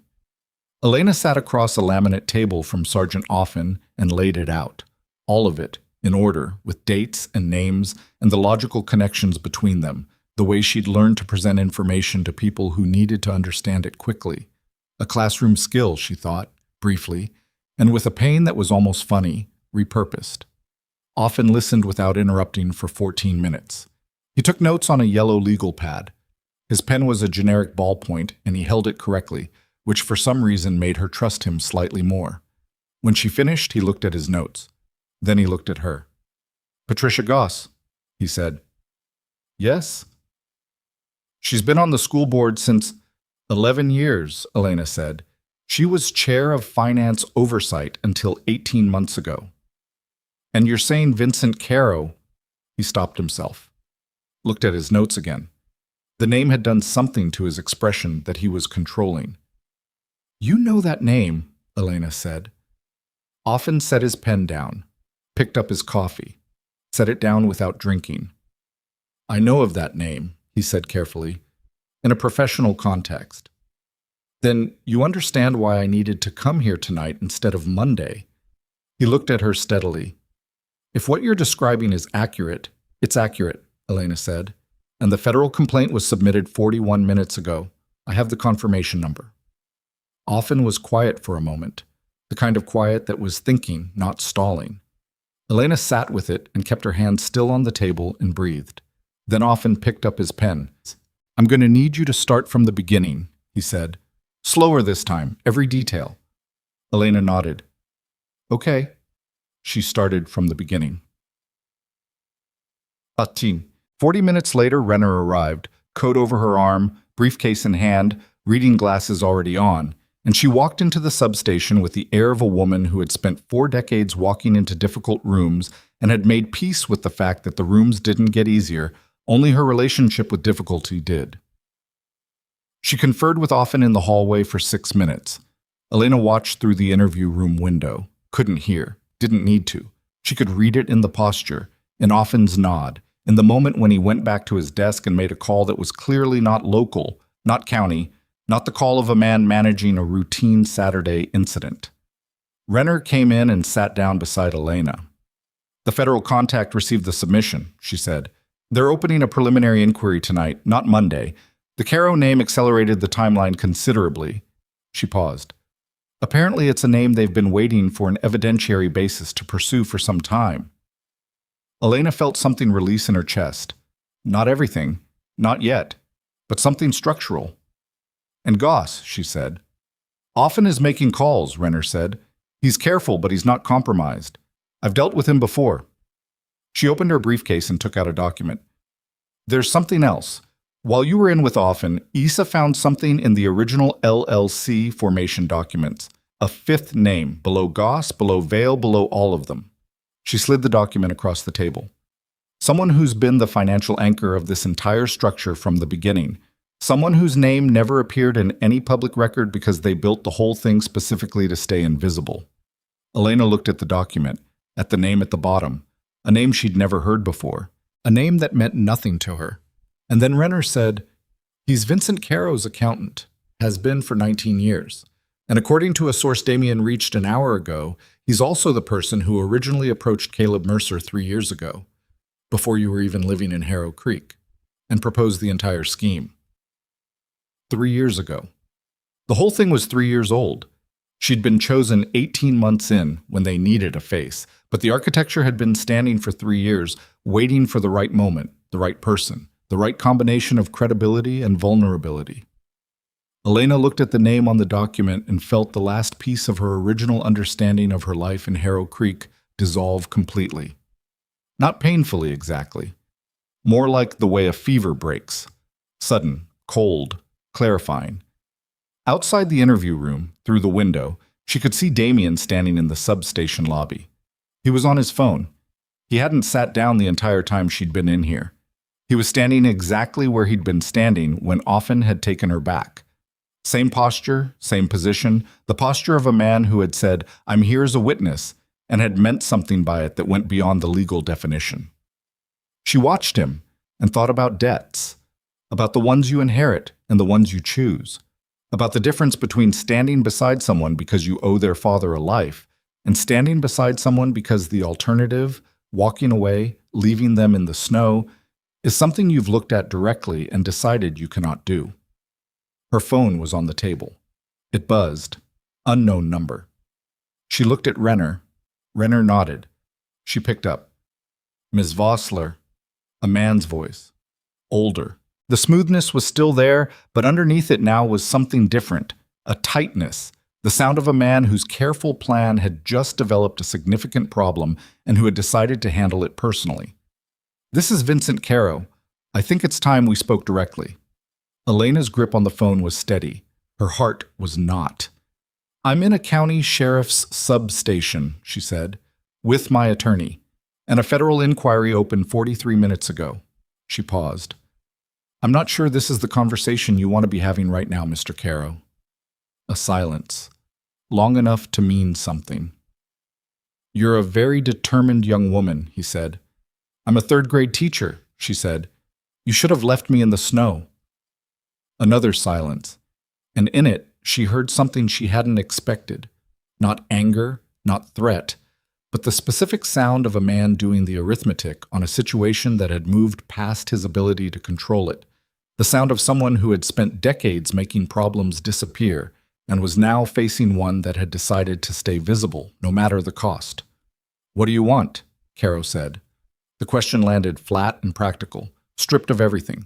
The smoothness, the authority, the careful layering of implication that powerful men used instead of words when they wanted to remind you of the distance between your world and theirs. It was the question of a man who had run the calculation and arrived at negotiation because the alternative was worse. Elena looked at Renner. Renner's expression didn't change, but her hand moved, a small, precise gesture. Keep him talking. I want Caleb Mercer's full cooperation statement by 9 o'clock tonight, Elena said. I want the LLC amendment halted permanently, not just paused. I want Patricia Goss to resign from the school board before Monday morning. She kept her voice even. The voice she used when a difficult parent needed to understand that the conversation was over and the decision had been made. And I want every document your accountant used to build this structure delivered to the federal contact whose number Renner will text to this phone in the next 5 minutes. Silence. And if I don't, Caro said, then the Vossler file goes public, Elena said, not just to federal investigators, to every journalist who's been waiting for an evidentiary basis to write your name in a story they can actually publish. She paused. You've been invisible for 19 years, Mr. Caro. That ends tonight either way. The only variable is whether you end it on your terms or mine. The silence this time was different, longer. The silence of a man who had just heard the thing he'd been most afraid of named aloud by someone he'd underestimated. I'll need 2 hours, he said. You have one, Elena said, and ended the call. Her hand was shaking. She put the phone face down on the table and pressed both palms flat against the laminate and breathed through it. 3 breaths, 4. The shaking moving up through her forearms and into her shoulders, and then slowly, deliberately, out. Renner was already texting the federal contact number. Elena looked through the window. Damien was still standing in the lobby. He'd lowered his phone. He was looking at the interview room window. Looking at her, she realized, had probably been looking at her for the past 30 seconds, watching her face through the glass with the expression of a man who had learned to read situations from a distance and was reading this one. She held up one finger. 1 hour. He understood. She could see it. The slight shift in his posture, the thing that wasn't quite a nod, but carried all the weight of one. She picked up her pen, looked at Renner. Let's draft the cooperation framework, she said, before he calls back. Renner opened her legal pad. And outside, the winter night held still and cold and full of everything that was about to break open. And Elena Vossler, 3rd grade teacher, woman left in the snow, daughter of a man whose name had been erased, bent over a table in a county substation and began, in her own hand, to write the end of it. Caro called back in 53 minutes. Not the hours she'd given him. 53 minutes, which told her something. That the arithmetic had resolved faster than he'd expected, or that someone in his circle had done it for him and presented him with the answer he didn't want but couldn't argue with.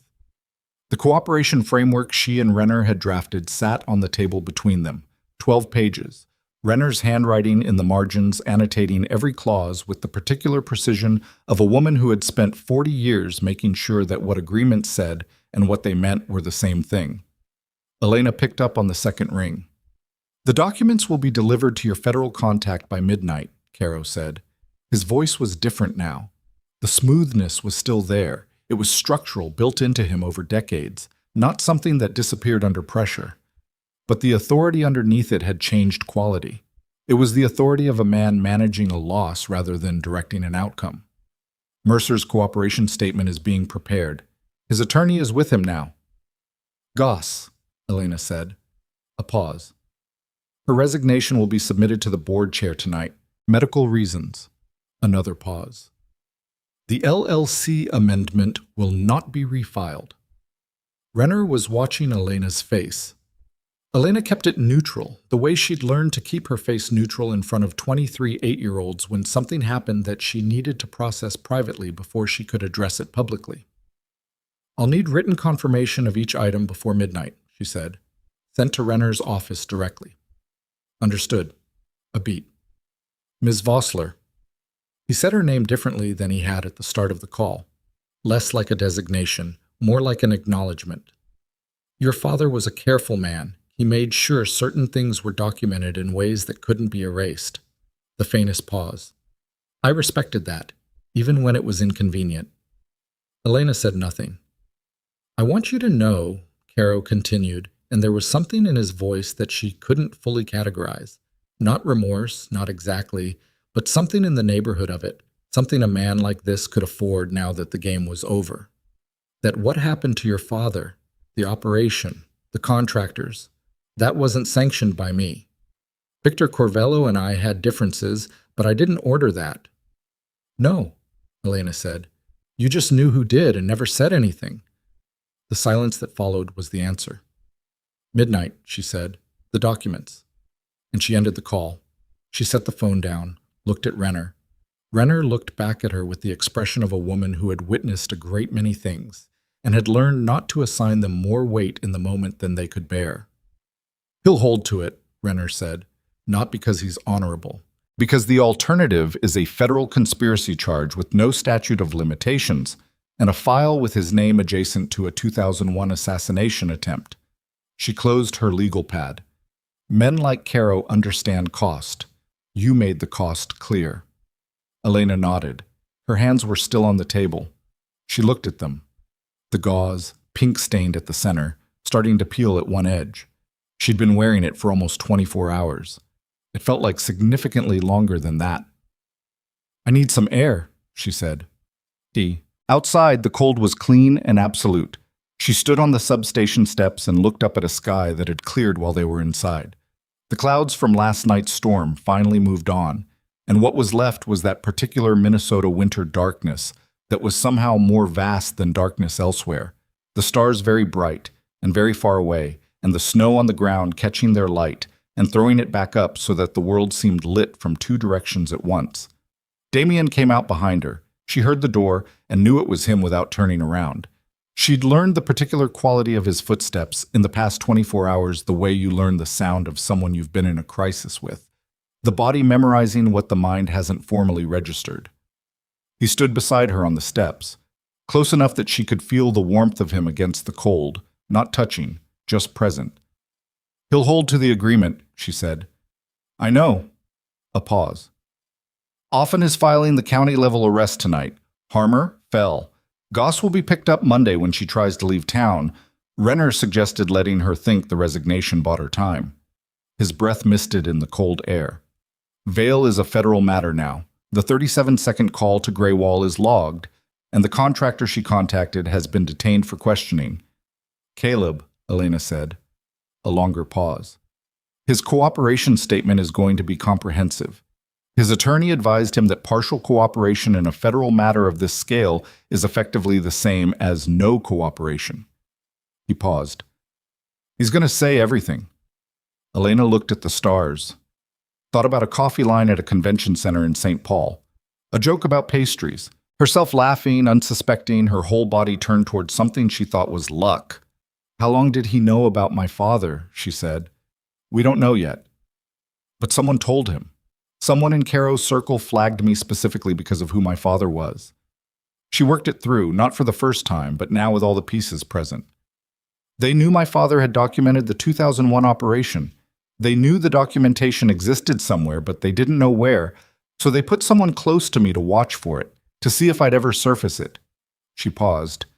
9 months of my life. An engagement ring. A relationship I thought was the best thing that had ever happened to me. She stopped. "It was a surveillance operation." Damien was quiet for a moment. "Yes," he said, not softening it, not adding anything to it, just acknowledging it the way you acknowledge things that are true and painful and unchangeable. She breathed through it. The cold went in clean and came out misted. She did it again. "My father knew," she said.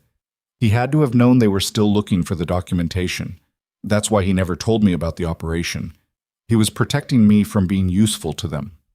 She felt the shape of it fully now, the thing she'd been circling since she saw his name in that file. "He spent his whole life making sure I didn't know enough to be a target. And then he died and left the documentation somewhere, and they spent 3 years trying to find it through me because they couldn't find it any other way." "Elena." Damien's voice was quiet. "Where's the documentation?" She turned and looked at him. And in that moment, she understood something that had been sitting at the edge of her awareness for the past several hours, Something she hadn't let herself look at directly, because looking at it required acknowledging a thing her father had done that was both a profound act of protection and a profound act of loneliness. "The house in Duluth," she said slowly. "After he died, I went through everything. I packed up his office. I donated most of his books." She stopped. "But there was one box I didn't open. It was sealed and it had my name on it, and it had a note that said to open it when I was ready. And I wasn't ready, so I put it in a storage unit, and I've been paying $12 a month for 2 years to not open a box." The stars burned above them. "He knew you'd be safe as long as you didn't open it," Damien said.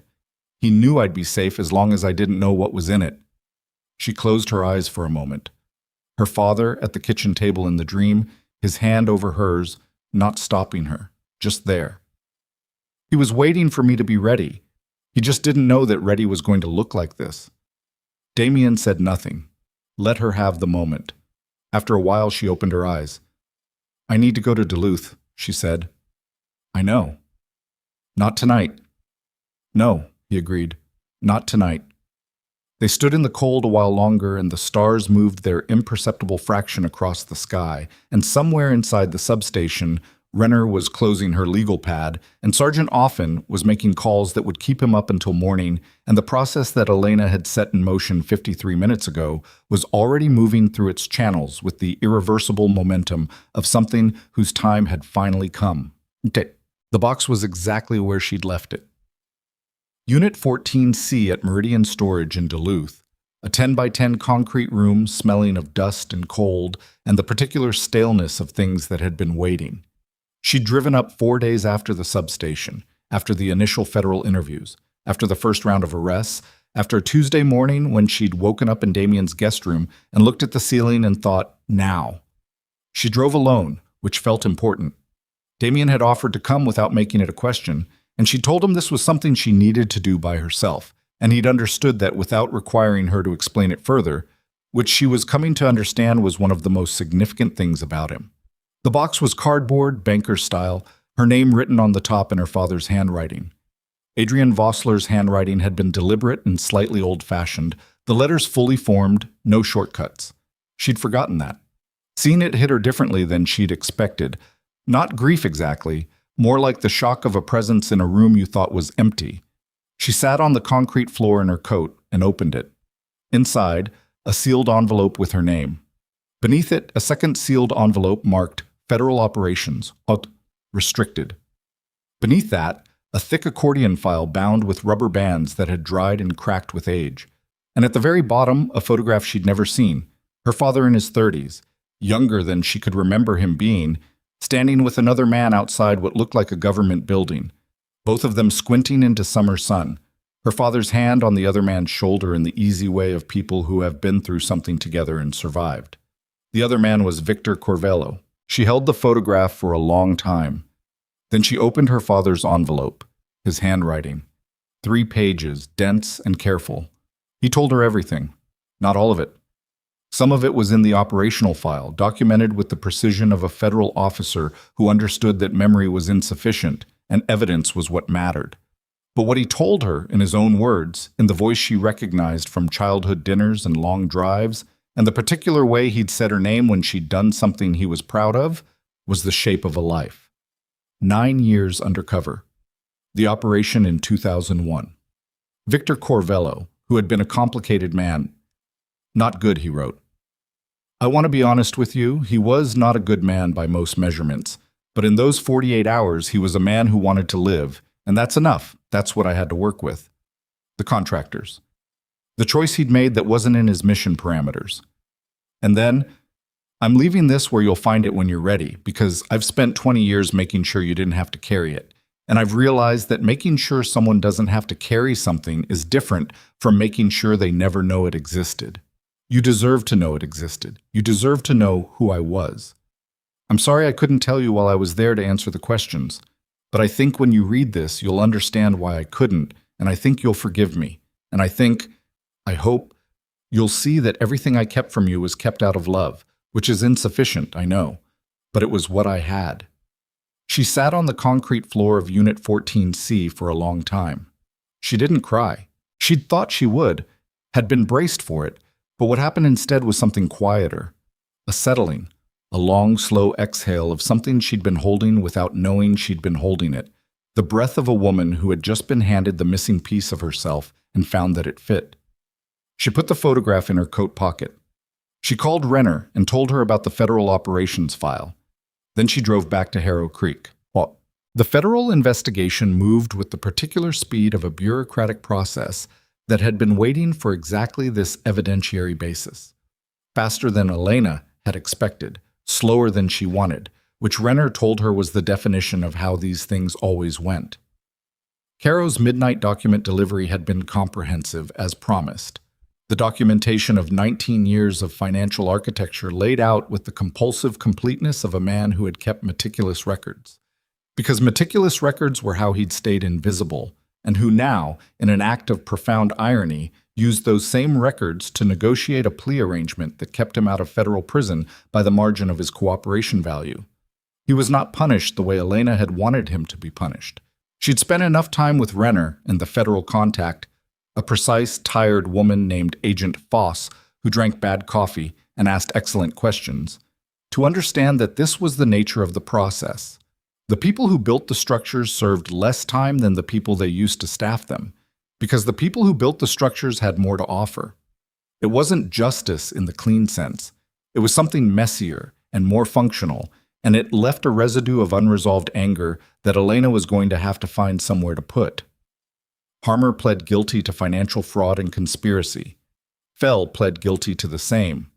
Both received sentences that Renner described as appropriate for the scale of their involvement, which Elena translated as less than she'd feel was right and more than they'd gotten if none of this had happened. Patricia Goss resigned, as agreed. The medical reasons cover story lasted 4 days before a journalist, one of the 3 who'd received the documentation on Saturday night, published a piece that used the LLC filings and the property transfer records to tell the story in full. By the end of the following week, 2 more outlets had picked it up. By the end of the month, Goss had been charged. Sandra Vale was the one Elena watched most carefully. Vale had spent 20 years building a practice on the principle that information was leverage, and leverage was protection, and she'd extended that practice into territory that crossed lines she'd apparently convinced herself she could uncross when necessary. The federal investigation found 3 other schemes she'd facilitated in a similar capacity over the preceding decade. Different towns, different assets, different faces put in the position Elena had been put in. 2 of those people had not had a snowstorm and a convoy of black SUVs and a man who stopped. Vale's arraignment was a Tuesday in February. Elena didn't attend. She didn't need to. Caleb's cooperation statement was, as his attorney had promised, comprehensive. He had been approached by Caro's accountant, a man named George Tillis, quiet and methodical, who had spent 19 years making other people's money disappear cleanly, 29 months before Elena met him at a conference in St. Paul. Tillis had identified Elena as the profile they needed, community-embedded, financially unsophisticated in the ways that mattered, clean record, no powerful connections. He'd given Caleb her name and a background summary and sent him to St. Paul. The coffee line had been real, in the sense that Caleb had genuinely been in that line. The joke had been prepared, the interest had been performed. The 9 months of relationship had been, and here the statement used language that Elena read twice and then set down, largely strategic in origin, but had, over time, developed genuine components. She read that phrase, largely strategic in origin, but had, over time, developed genuine components, and felt something that she recognized as both absolutely insufficient and perversely, slightly worse than if it had been entirely cold from start to finish. Because the genuine components, whatever they were, whatever he'd managed to feel despite himself, changed nothing, didn't undo anything, just added an additional layer of complicated to something she was going to be working through for a long time. She didn't see Caleb, didn't want to. Renner told her she didn't have to, and she said, "I know," and that was the end of it. The school board cleared Elena's name on a Thursday morning in late February, in a formal statement that was thorough and unambiguous, and that she read alone in her car in the parking lot of the credit union, and then folded and put in her glove compartment and sat with for a few minutes before starting the engine. She drove to the elementary school. She didn't go in. Just parked across the street and looked at it. The brick building, the playground equipment under its February snow cover, the principal's office window on the second floor where Harmer had laid that folder on the table 2 months ago. She'd been told she could return to her classroom. She'd been told her position was hers if she wanted it.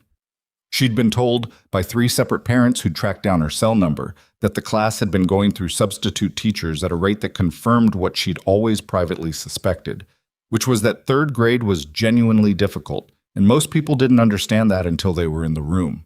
She sat and looked at the building. She thought about 23 8-year-olds learning to read chapter books and carry double-digit numbers and navigate the complex social architecture of a classroom, which was its own kind of organized crime if you thought about it, alliances and betrayals and power structures shifting daily. She thought about the particular satisfaction of a child who got something they'd been struggling with, the moment when the understanding arrived in their face and they looked up and she was there to see it. She thought about her father, who had spent 9 years doing something important in the dark, and had come home to a life that had to be smaller and quieter than the one he'd earned, and had built something in that smaller life that she carried with her, and who had left her a box when he was gone. She started the engine and drove. Tick. She told Damien about the letter on a Sunday evening in March, in the kitchen of his estate, which had become, gradually, without formal announcement, through a process of accumulative small decisions that neither of them had narrated, a place she came to. Not consistently, not with a plan, but when she needed to think without the particular pressure of being in Harrow Creek, where she was now known as the woman who had fought and won, which was its own kind of weight. He listened the way he always listened, fully, tracking everything, without the impulse to fill silence with reassurance. She'd come to rely on this, had come to understand that the people in her life who'd rushed to reassure her had often been reassuring themselves. He said you were not a good man by most measurements, she said. About your father. Damien was quiet for a moment. He had a cup of coffee in his hand that he hadn't drunk from in some time. He was accurate, he said, but he also said it was enough, that he was a man who wanted to live, and that was enough to work with. She looked at him. I think my father understood that most people are not what you'd want them to be if you were building them from scratch, and that the question isn't whether someone is good by some absolute standard. The question is what they do with what they have when it matters. Damien held her gaze. Something in his face was open in a way she'd learned to recognize as rare. The look of a man who was not managing his expression, not calculating the return on vulnerability, just present with a thing that was true. I've done things, he said, that I can't clean up with one good decision. I know. The investigation touched things on the edges of my business that I'm still managing. He set down the coffee. There are parts of what I am that are not going to resolve into something simple. I know that too, she said. And you're still here. I'm still here. He looked at her for a long moment. Outside, the March light was doing something it hadn't done in months, softening, losing the hard winter edge, the sun sitting a degree or two higher in the sky and taking the blue out of the shadows on the snow. The first suggestion of something coming that wasn't cold. Your father's documentation, he said. The federal operations file. What happens to it? It's with Agent Foss, Elena said, as evidence in the Caro matter, but I made copies. She paused. The 2001 operation, the contractors who hired them, it's documented. The person who ordered the hit on your father. She watched his face.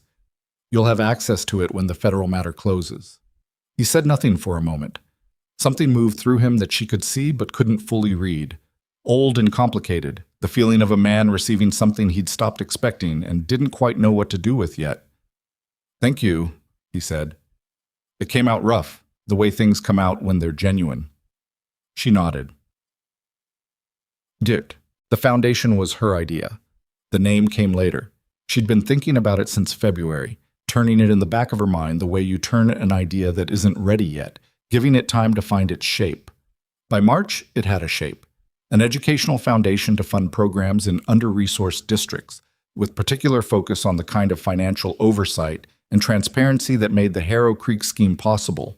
Not punitive, not investigative, but structural, building into the system the kind of visibility that made corruption harder to sustain. The kind of thing her father would have understood as exactly right. Damien funded it without being asked to, which she only found out when Renner sent her the incorporation documents, and she called him to say she'd been about to ask him, and he'd apparently read the calendar. "You could have just said yes when I asked," she told him. "You hadn't asked yet," he said. "I was going to." "I know," he said. "I didn't want you to have to." She stood in her kitchen in Harrow Creek with the incorporation documents in her hand and felt something she hadn't felt in 2 months. Something light, something that was adjacent to ordinary happiness, which she recognized as significant because it had been long enough that she'd wondered if ordinary happiness was still in her register. She named the foundation after her father, the Adrian Vossler Foundation for Educational Integrity. She'd worried the name was too long, and Renner told her it was exactly the right length, and that was that. She went back to her classroom on a Monday in April. She'd thought about it for weeks, the first day back. Had rehearsed it in her head, the moment of walking in. 23 children looking up, the weight of everything that had happened in the room with her and none of them knowing it. Had thought she might need a few minutes before she could begin. What actually happened was, she walked in and put her bag down, and before she could say anything, a child named Marcus, who was 7 years old and had been working on long subtraction since October, and had struggled with it with a persistence that Elena had found genuinely moving, raised his hand and said, "Ms. Vossler, I figured it out while you were gone." She sat down on the edge of her desk and said, "Show me." He came to the board and showed her. He had it exactly right. She looked at the work on the board and felt the thing she'd felt in the storage unit in Duluth, the settling, the exhale, the piece fitting into place. And she thought about her father and about the children who'd come through Harrow Creek Elementary in the years when the district's money was being quietly bled out, and the programs that money should have funded had been quietly shrinking, and no one had been watching the right things. She thought about what it cost. Not in dollars. In Marcus, age 7, working on long subtraction without the resources he should have had. In every version of that. She said, "That's exactly right, Marcus. Go again. I want to see you do it a second time, so I know you've got it." He went again. He had it. What? She and Damien had dinner in April, and in May, and in June. Not dates, exactly. Not a word either of them used, though Bram had started giving Damien a look when she called that Damien had told Bram, once, to stop, and Bram had simply redirected the look to a point approximately 3 inches to the left of Damien's head. In July, she brought him to Duluth, to the house where she'd grown up, which she'd been slowly cleaning out and deciding what to do with.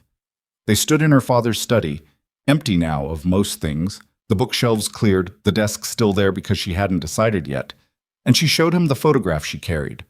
Her father and Victor Corvello in summer sun outside a building that a federal archivist had identified as a field office in Pittsburgh. Damien held the photograph carefully, with both hands, the way you hold something that belongs to someone else and is irreplaceable. He stood there for a long time. "He looks like he's laughing," Damien said. "My father laughed a lot," Elena said, "when he was off duty. I didn't know what off duty meant for most of my life, but I knew that version of him." She paused. "He was good at being happy when he let himself be." Damien handed the photograph back, looked at the empty study, at the window that let in July light, pale gold, nothing like winter. "My father wasn't," he said quietly. "Good at that." "Were you taught to be?" He thought about it, really thought about it, which was something she'd come to understand he did, actually considered questions rather than deflecting them or answering too fast. "I was taught that happiness was a liability," he said. "That wanting things made you vulnerable to the people who understood what you wanted." He paused. It was not wrong, exactly, as lessons go. It just wasn't complete. Elena looked at him. At the lines of his face in the July light, the jaw that had healed wrong from a break she'd never asked about, the pale eyes that had been the first thing she'd seen when he stepped out of that convoy into the blizzard, assessing and steady and not unkind. "What's the rest of it?" she said. He looked at her for a long moment. "I'm working on that," he said. She held his gaze, felt the weight of everything that had brought them to this room in this house in this ordinary July afternoon. The storm, the file, the ring in the snowbank, the 47 minutes on an interstate, the substation lobby, a box her father had left her when he couldn't stay to explain it himself. She reached out and took his hand. Not dramatically, not with any of the ceremony the moment might have warranted if either of them had been different people. Just took his hand the way you take something you've decided to keep, steady, certain, without apology. His hand closed around hers. Outside, the summer moved through the trees, unhurried and unaware of what had happened in the winter, the way summer always was, indifferent to everything that had been survived to reach it, interested only in the fact of arrival. A car went by on the street below. Somewhere a dog barked twice and stopped. Damien looked at their hands, then he looked at her. And for the first time since she'd known him, since the blizzard, since the convoy, since the coat around her shoulders and the pale eyes in the dark, the controlled surface that he wore like a second coat was simply gone, not lowered or managed, but genuinely absent. And what was underneath it was not what power looked like, and not what a man who had spent 15 years being feared looked like, but what a person looked like when they'd been waiting without knowing they were waiting, and the thing they'd been waiting for had finally, in the most unlikely possible way, arrived. "Okay," he said quietly. Just that. She squeezed his hand once. Outside the window, the light held. And the winter that had tried to erase Elena Vossler, that had taken everything she'd built and scattered it across a frozen road and left her there to disappear into the dark, was a long time ago now, in the way that the worst things eventually become a long time ago if you survive them. Not gone. Not forgotten. But behind her, the way all storms end up behind you if you keep moving forward through them. She kept moving forward, she always had. That had been, it turned out, enough.